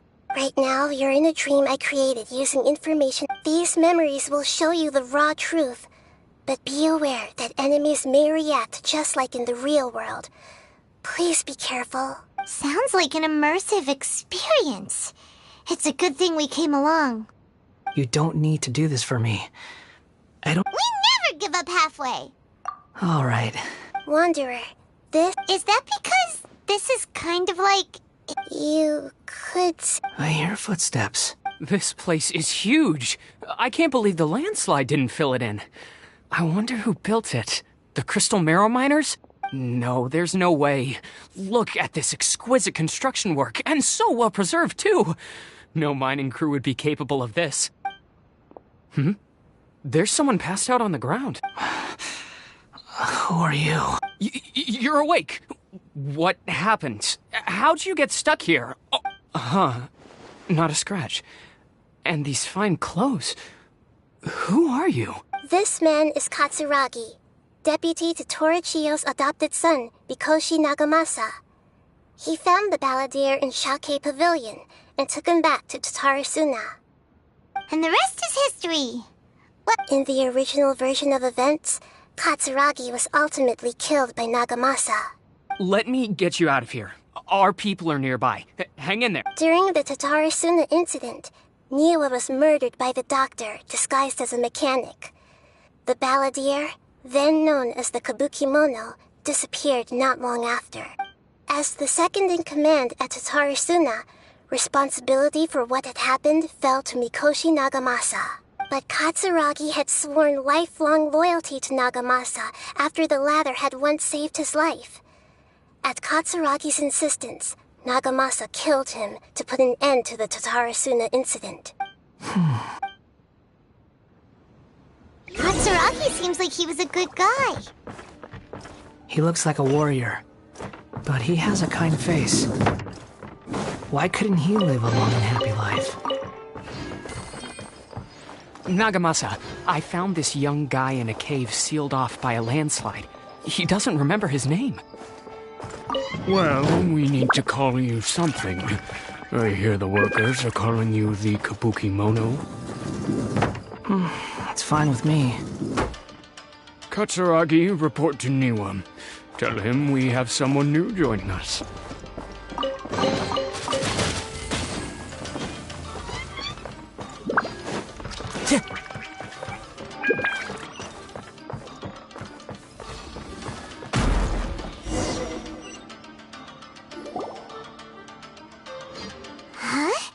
What are we doing back here? Whoa, this is where you were born? It's pretty. But there's nobody here. I was abandoned, like you. I lived here for a while at first, but there's nothing for us here. Okay, I heard my mom and dad used to make swords, but the factory manager died. And then my dad got sick. He kept coughing all the time, just like me. Then Mom started coughing too. But you can't. You promised me. Yup, we're family now. We're gonna be together forever and ever. This child didn't have a name. Or rather, the balladeer didn't know what to call him. His father died before he could name him. After his mother died, the child stayed in their straw hut alone. Some of the neighbors helped to raise him. After leaving Tatarasuna, the balladeer ran into this child who didn't have a name, just like him. They made a promise to live together. What happened to the child? He died from his illness while he was still very young. Hey! What's wrong? Say something! You promised me we could be family! The voices have gone. It looks like the memory ends here. Let's keep going.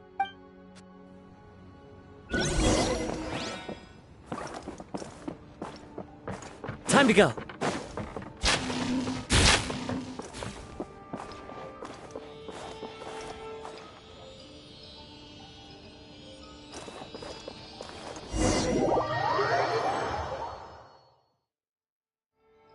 You do realize you're blocking my path. I come not to obstruct you. I've been waiting. What you are truly is a weapon. One that could be wielded with an iron will. Or you could continue to drift aimlessly. Are you trying to win me over? Long-fated rebellion has begun. Why not take your place at the banquet and join those who shall feast? Glory to the Shogun! No excuses, my work. You can't run! Well, neither can I. Take flight! I miscalculated.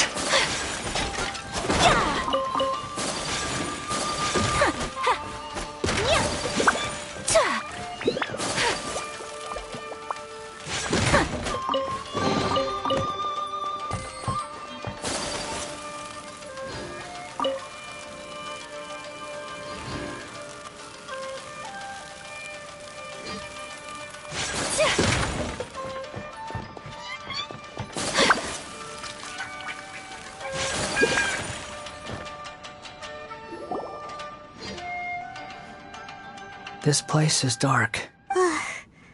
Paimon knows this place. It's the Delusion Factory in Inazuma. In the original version of events, the Traveler once encountered the Balladeer here. Such a creepy atmosphere. And so familiar. Hey, look over there! Well, well, my fair lady. Is this rundown factory and these incompetent fools all for me? Wow. You shouldn't have. Huh. What do you have to gain from belittling your subordinates? You might not want to admit it, but you are a part of this plan. Perhaps you find fighting in the abyss to be a more meaningful use of your time? Oh, but of course, even this pales in comparison to being experimented on by the doctor. What a sharp tongue you have. Funny how negotiating never seems to be your strong suit. For the task ahead, I suggest you keep your true feelings to yourself. Save your breath. I know what I have to do. I'm sure you think so, but I still think you need to hear it. Don't start thinking you're invincible, and don't let your emotions get in the way. Surely you're not worried about me. I just can't have you getting in my way. You and Child never fail to find ways to complicate things. I'm merely lighting a little fire in this chaotic nation. But you, being tossed out like trash, must make you want to destroy it completely. Do you remember the last time you were here? That was a lot of swordsmiths you killed. I'm sure the descendants of the Raiden Gokaden are still suffering the consequences now. Look at you. Oh, don't get so sentimental. Now, give that poor little tongue of yours a rest and stop pretending like you're above everyone else. Bye then. See you at the victory feast. Poor little tongue? She's playing with fire talking to me like that. Who does she think she is? Forget it. Someone might find me here any minute now. I should prepare to give them a warm welcome. The plot does not end here. There is more of this story to come. Wanderer, are you able to continue? Yes. Why are you staring at me in silence? Can't you think of a nicer way to express yourself? I'm under no obligation to be nice to you. Besides, I thought nothing mattered to you except results in your own interests. Isn't that right, witch? Muddle-headed puppet. You're only number 6 because you can take more abuse than other humans. Do you really count that as an asset? You're about as much fun to be around as a raging inferno. But before we murder each other, it'd be best if we finish our duties.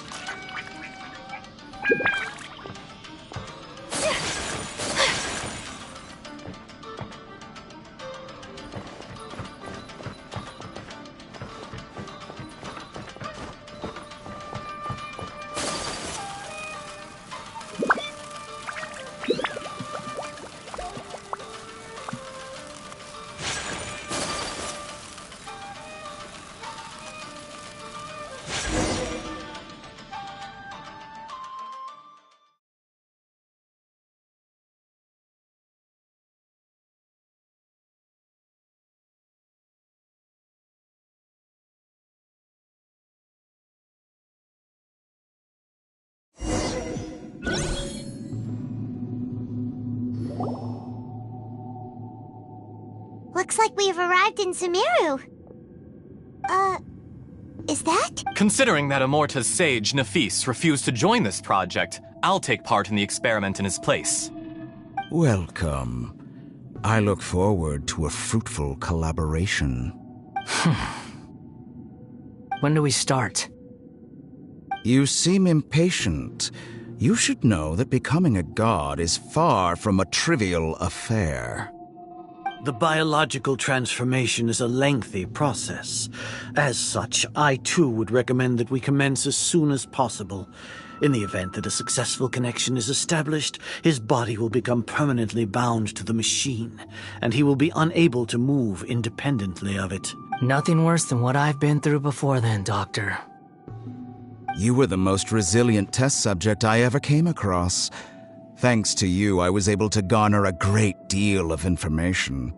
Alas, after that, you were under orders to remain in the abyss. We barely saw each other, and it became difficult to further refine the knowledge I had gained. That was gracefully worded. Ever wonder what they'd think if they knew that nothing matters to you, apart from your crazy experiments?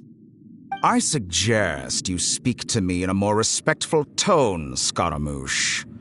The mere fact of your utility does not make you indestructible. The doctor again?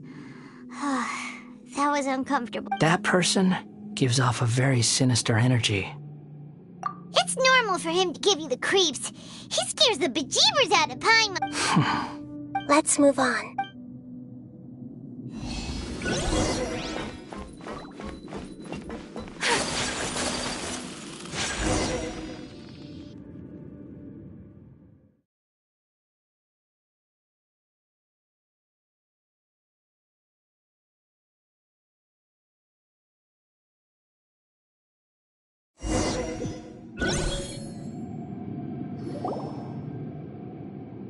You're a god.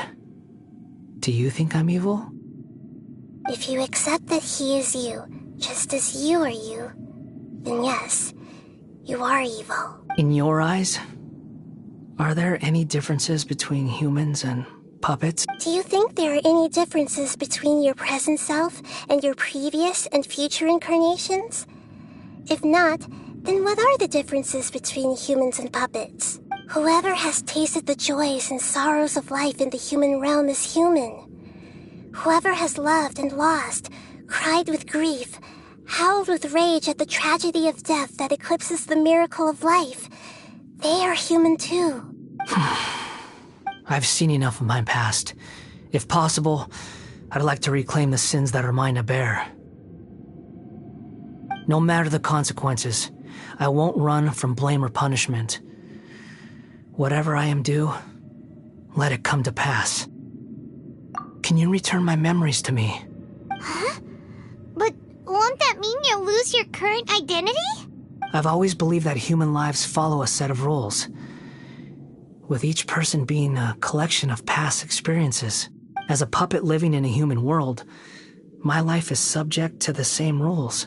Regaining your memories means reverting completely to your previous incarnation.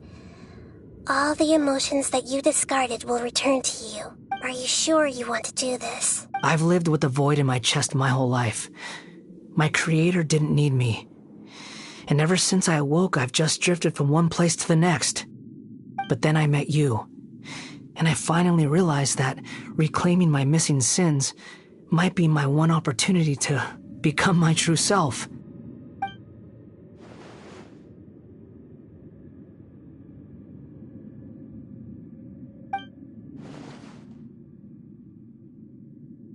I've always felt I have an innate tendency to yearn for something more, in a way that goes deeper than for most people. But for all my soul-searching as a Shugenja, I've never fully understood it.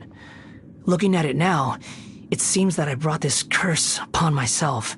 So I beg you, grant me this opportunity to gain a purpose, to change my destiny, and end my wandering. Very well. Since your mind is made up, I will return to you.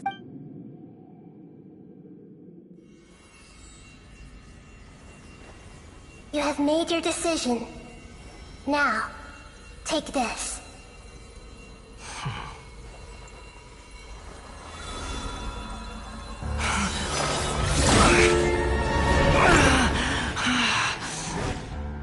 set him free. A puppet? What's he doing here? You're a human as far as I'm concerned. Everyone's here. Wonderful. What a fine blade. Nagamasa will be thrilled. This is my...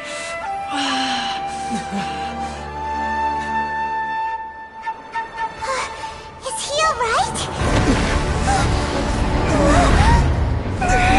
No way!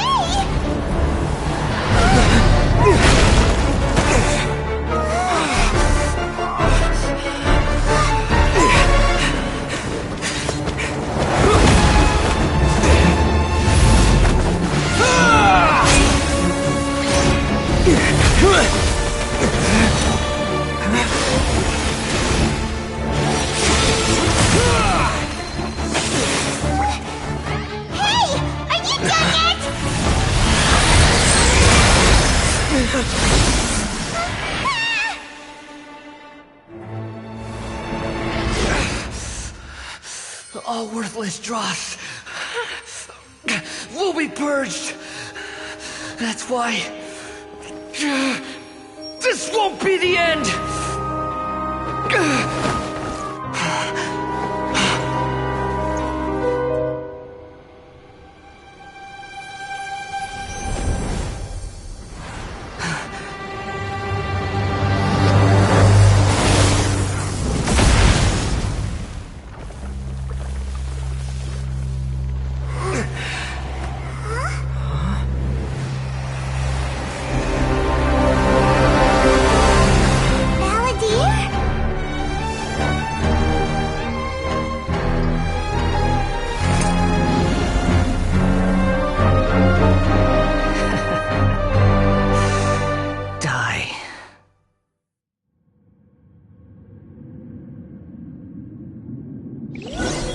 This is trying my patience.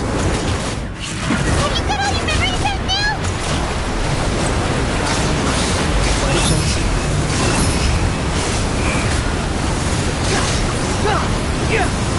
Insignificant past!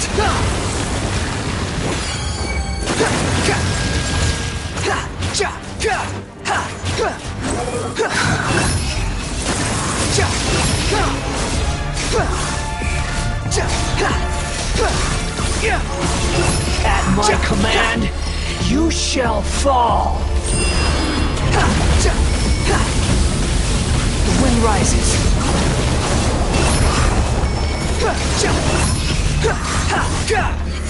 Insignificant past! Unsightly insects! That's far enough!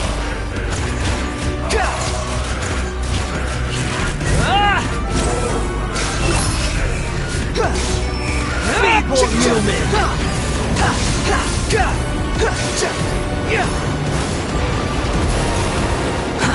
Too slow.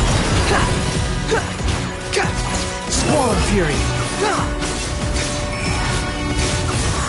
My endless cycle begins!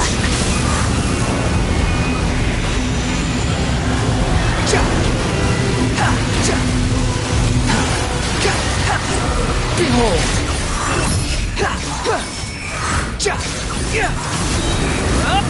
You dare to gaze upon me?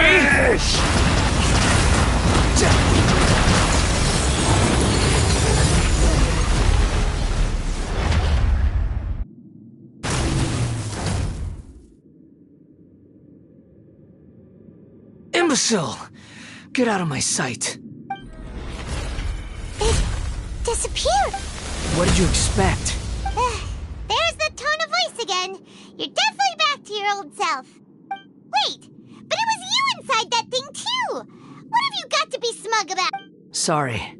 I'm harsh on myself and everyone else. Just the way I am. You sound like you're concerned about me. But don't worry. Thanks to you, even if I didn't change a thing, at least I now know the truth. The memory recovery seems to have been a success. This dream has served its purpose. Come on.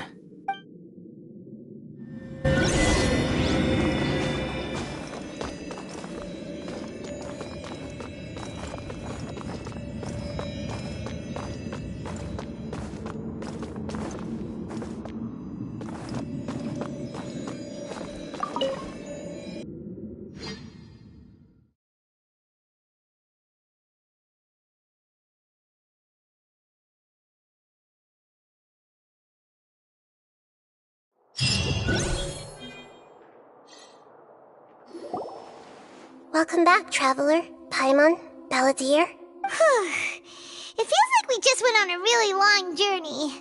Paimon's exhausted. You don't like being addressed by that name? It's fine. But I was just thinking, after learning about everything the doctor did, there's no way I can carry on using a name connected to him. I'm not planning on returning to the Fatui, and they wouldn't take me back anyway. Recent events will have affected a lot of people, and they might not even remember who the 6th is. So, you're quitting the Fatui for good? It's like you said, Lesser Lord Kusanali. Everything may look futile, but it wasn't completely meaningless. At least I made a lot of people forget about me. But that doesn't mean your own past has disappeared. Of course. And your main goal, for which you gave up everything you had, you weren't able to achieve it. I hope you can see and understand that. Changing the world, changing the past, changing the fates of other people, these are not simple things to accomplish. What you are looking for is complete annihilation. But this is just a fantasy. Even if the Balladeer is removed from existence, the world will not heed your will. Indeed. How ridiculous. Do you regret doing all that when you've gotten so little in return? Even if I'm completely worthless, there's nothing in the world worth regretting. Lesser Lord Kusanali, you purposely left that information in Irminsul, didn't you? Yes, and I took pains to make sure that you'd acquire that information naturally. Why would you go to such lengths? You trying to win me over too? In all honesty, your past experiences have made you a useful asset to Sumeru and to me. Winning you over was indeed a part of my plan. But before that, I wanted to tell you the truth about your past. If all I wanted to do was use you, then I'd be no different from the doctor. Very clever. I guess you could say that's one of my virtues. Utility to others is what gives me worth. So if embracing my sins is what it takes to make me useful again, so be it. Oh right, I almost forgot. You're the good guys. You're into justice and all that. Sorry if I have a slightly different perspective on things, but I don't feel like I've been duped. The wisest leaders are fated to end up with the best helpers. I can live with that. I'm glad you're able to think of it in that way. Traveler, in the future, I'll continue to search Irminsul more deeply and see what secrets can be uncovered, including the beginning of your twins' journey recorded in Irminsul. What exactly happened before and after that point? I want to know as well. I will try. Traveler.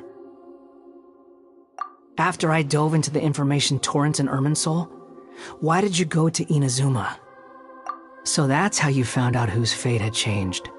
And how? Well, whatever your reasons, you did me a favor. And I'll do everything I can to pay it back. Borrowing and returning are the only real relationships between individuals. I'll balance the books one day. Don't you worry. That's not true. A relationship between two people is not simply a ledger that can be reset to zero. I think deep down you realize this. People who show up in your life don't just evaporate like water drops and leave nothing behind. Some things in this world can never be brought back, and they can never be changed, which is why there is emotion in the human world. Everything that you feel is real and lasting, and whatever is missing in you will not be made whole. To be human is to live with imperfections. You can choose whether or not you want to be human. But humans can't live without a heart, can they? Anyway, I gave up trying to become a human a long time ago. You understand what pain is perfectly well, even without a heart. You're just bearing your feelings. The past is set in stone, but you can keep moving on. And the longer your future lasts, the shorter your past will become, until one day, it is but a tiny fraction of your life. Sounds like you've got a future planned out for me. Everything's ended up being pretty darn complicated. Paimon doesn't even know where to start, but the most important thing now is that you need to follow Nahida. Otherwise, all our efforts will have been for nothing.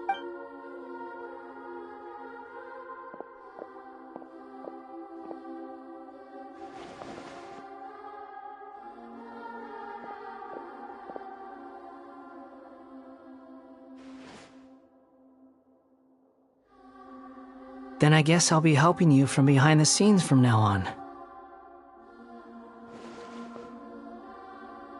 I'm glad that you've accepted our proposal.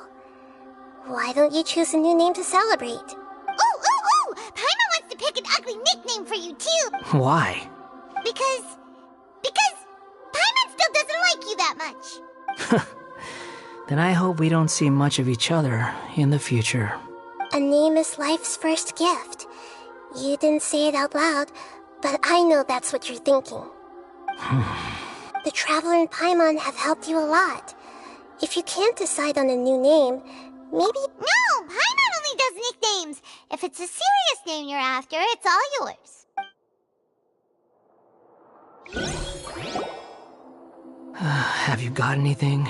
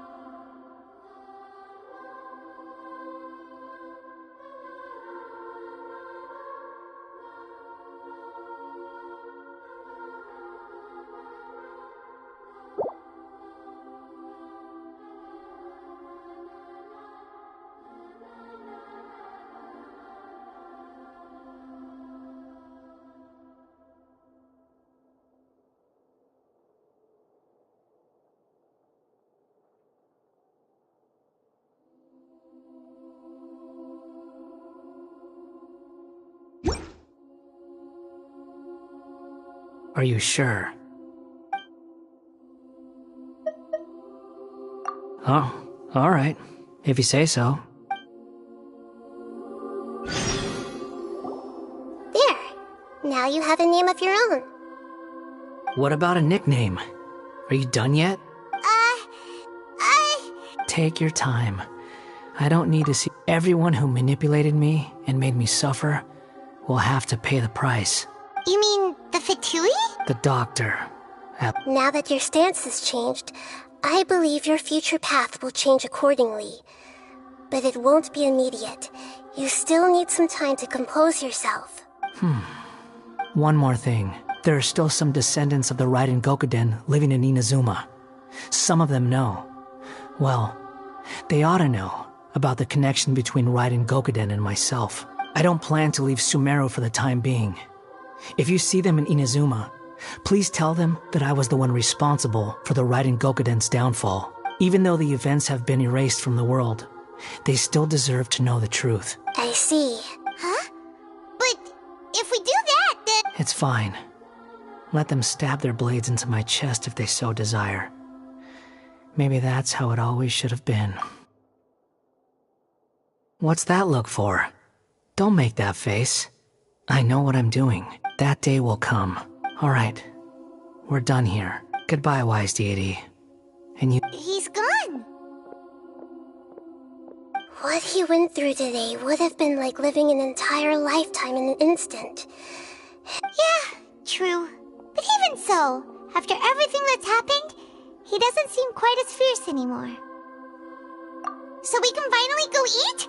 Paimon is starving. Thank you both. I hope you will find somewhere nice to go and relax for a while.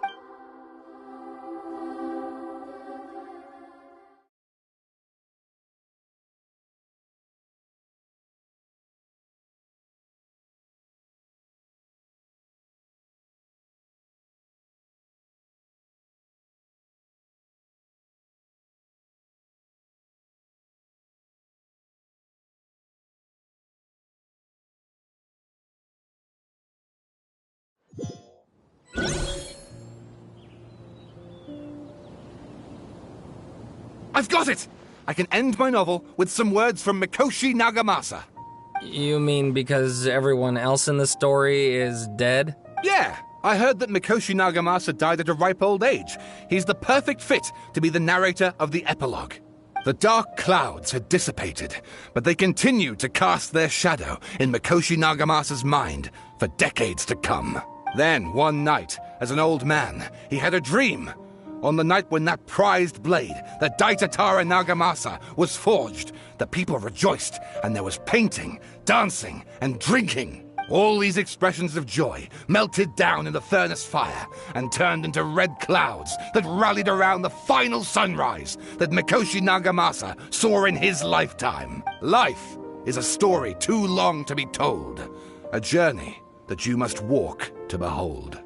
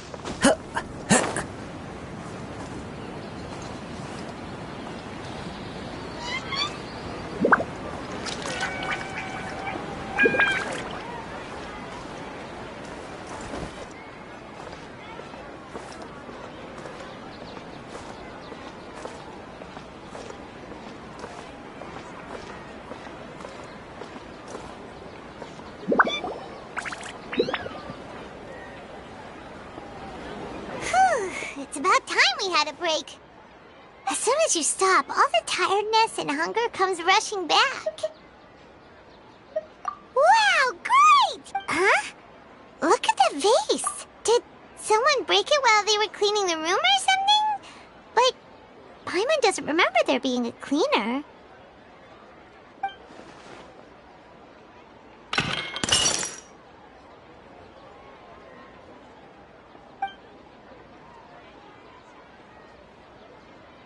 You sound lost and confused. I know why you are troubled. Any who knew of this would find their mind overwhelmed. Huh? Is there someone here talking to us? Unfortunately, the fate of Tevat cannot easily be changed. Perhaps a god may have a slim chance, but for anyone else, who can say? When a small animal runs into a tree trunk, though the tree may sway, it is not displaced. The same is true of fate, like a vase that falls to the ground. Whether it is broken by a cat or by a bird, the result is still a broken vase, is it not? Who are you? How do you know about all this? History does not change easily, but human hearts can. Believe your own eyes. Only that which you see is true. What is unseen is but an illusion. The voice has disappeared. And who the heck was that? And what were they doing coming out of nowhere and saying all that scary stuff?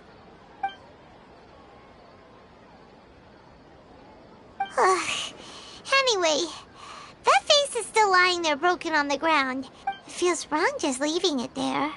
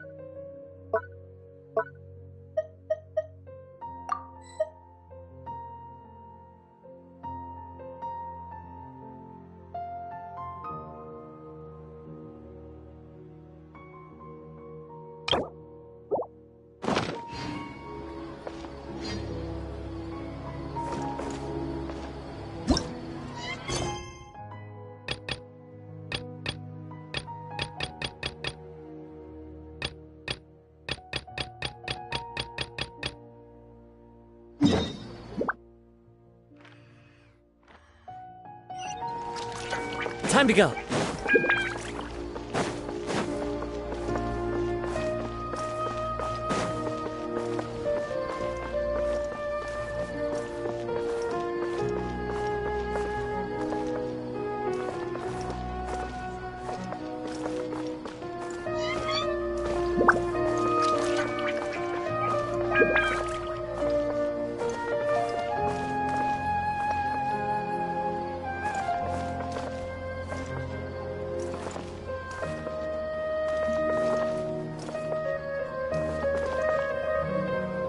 Why isn't it working?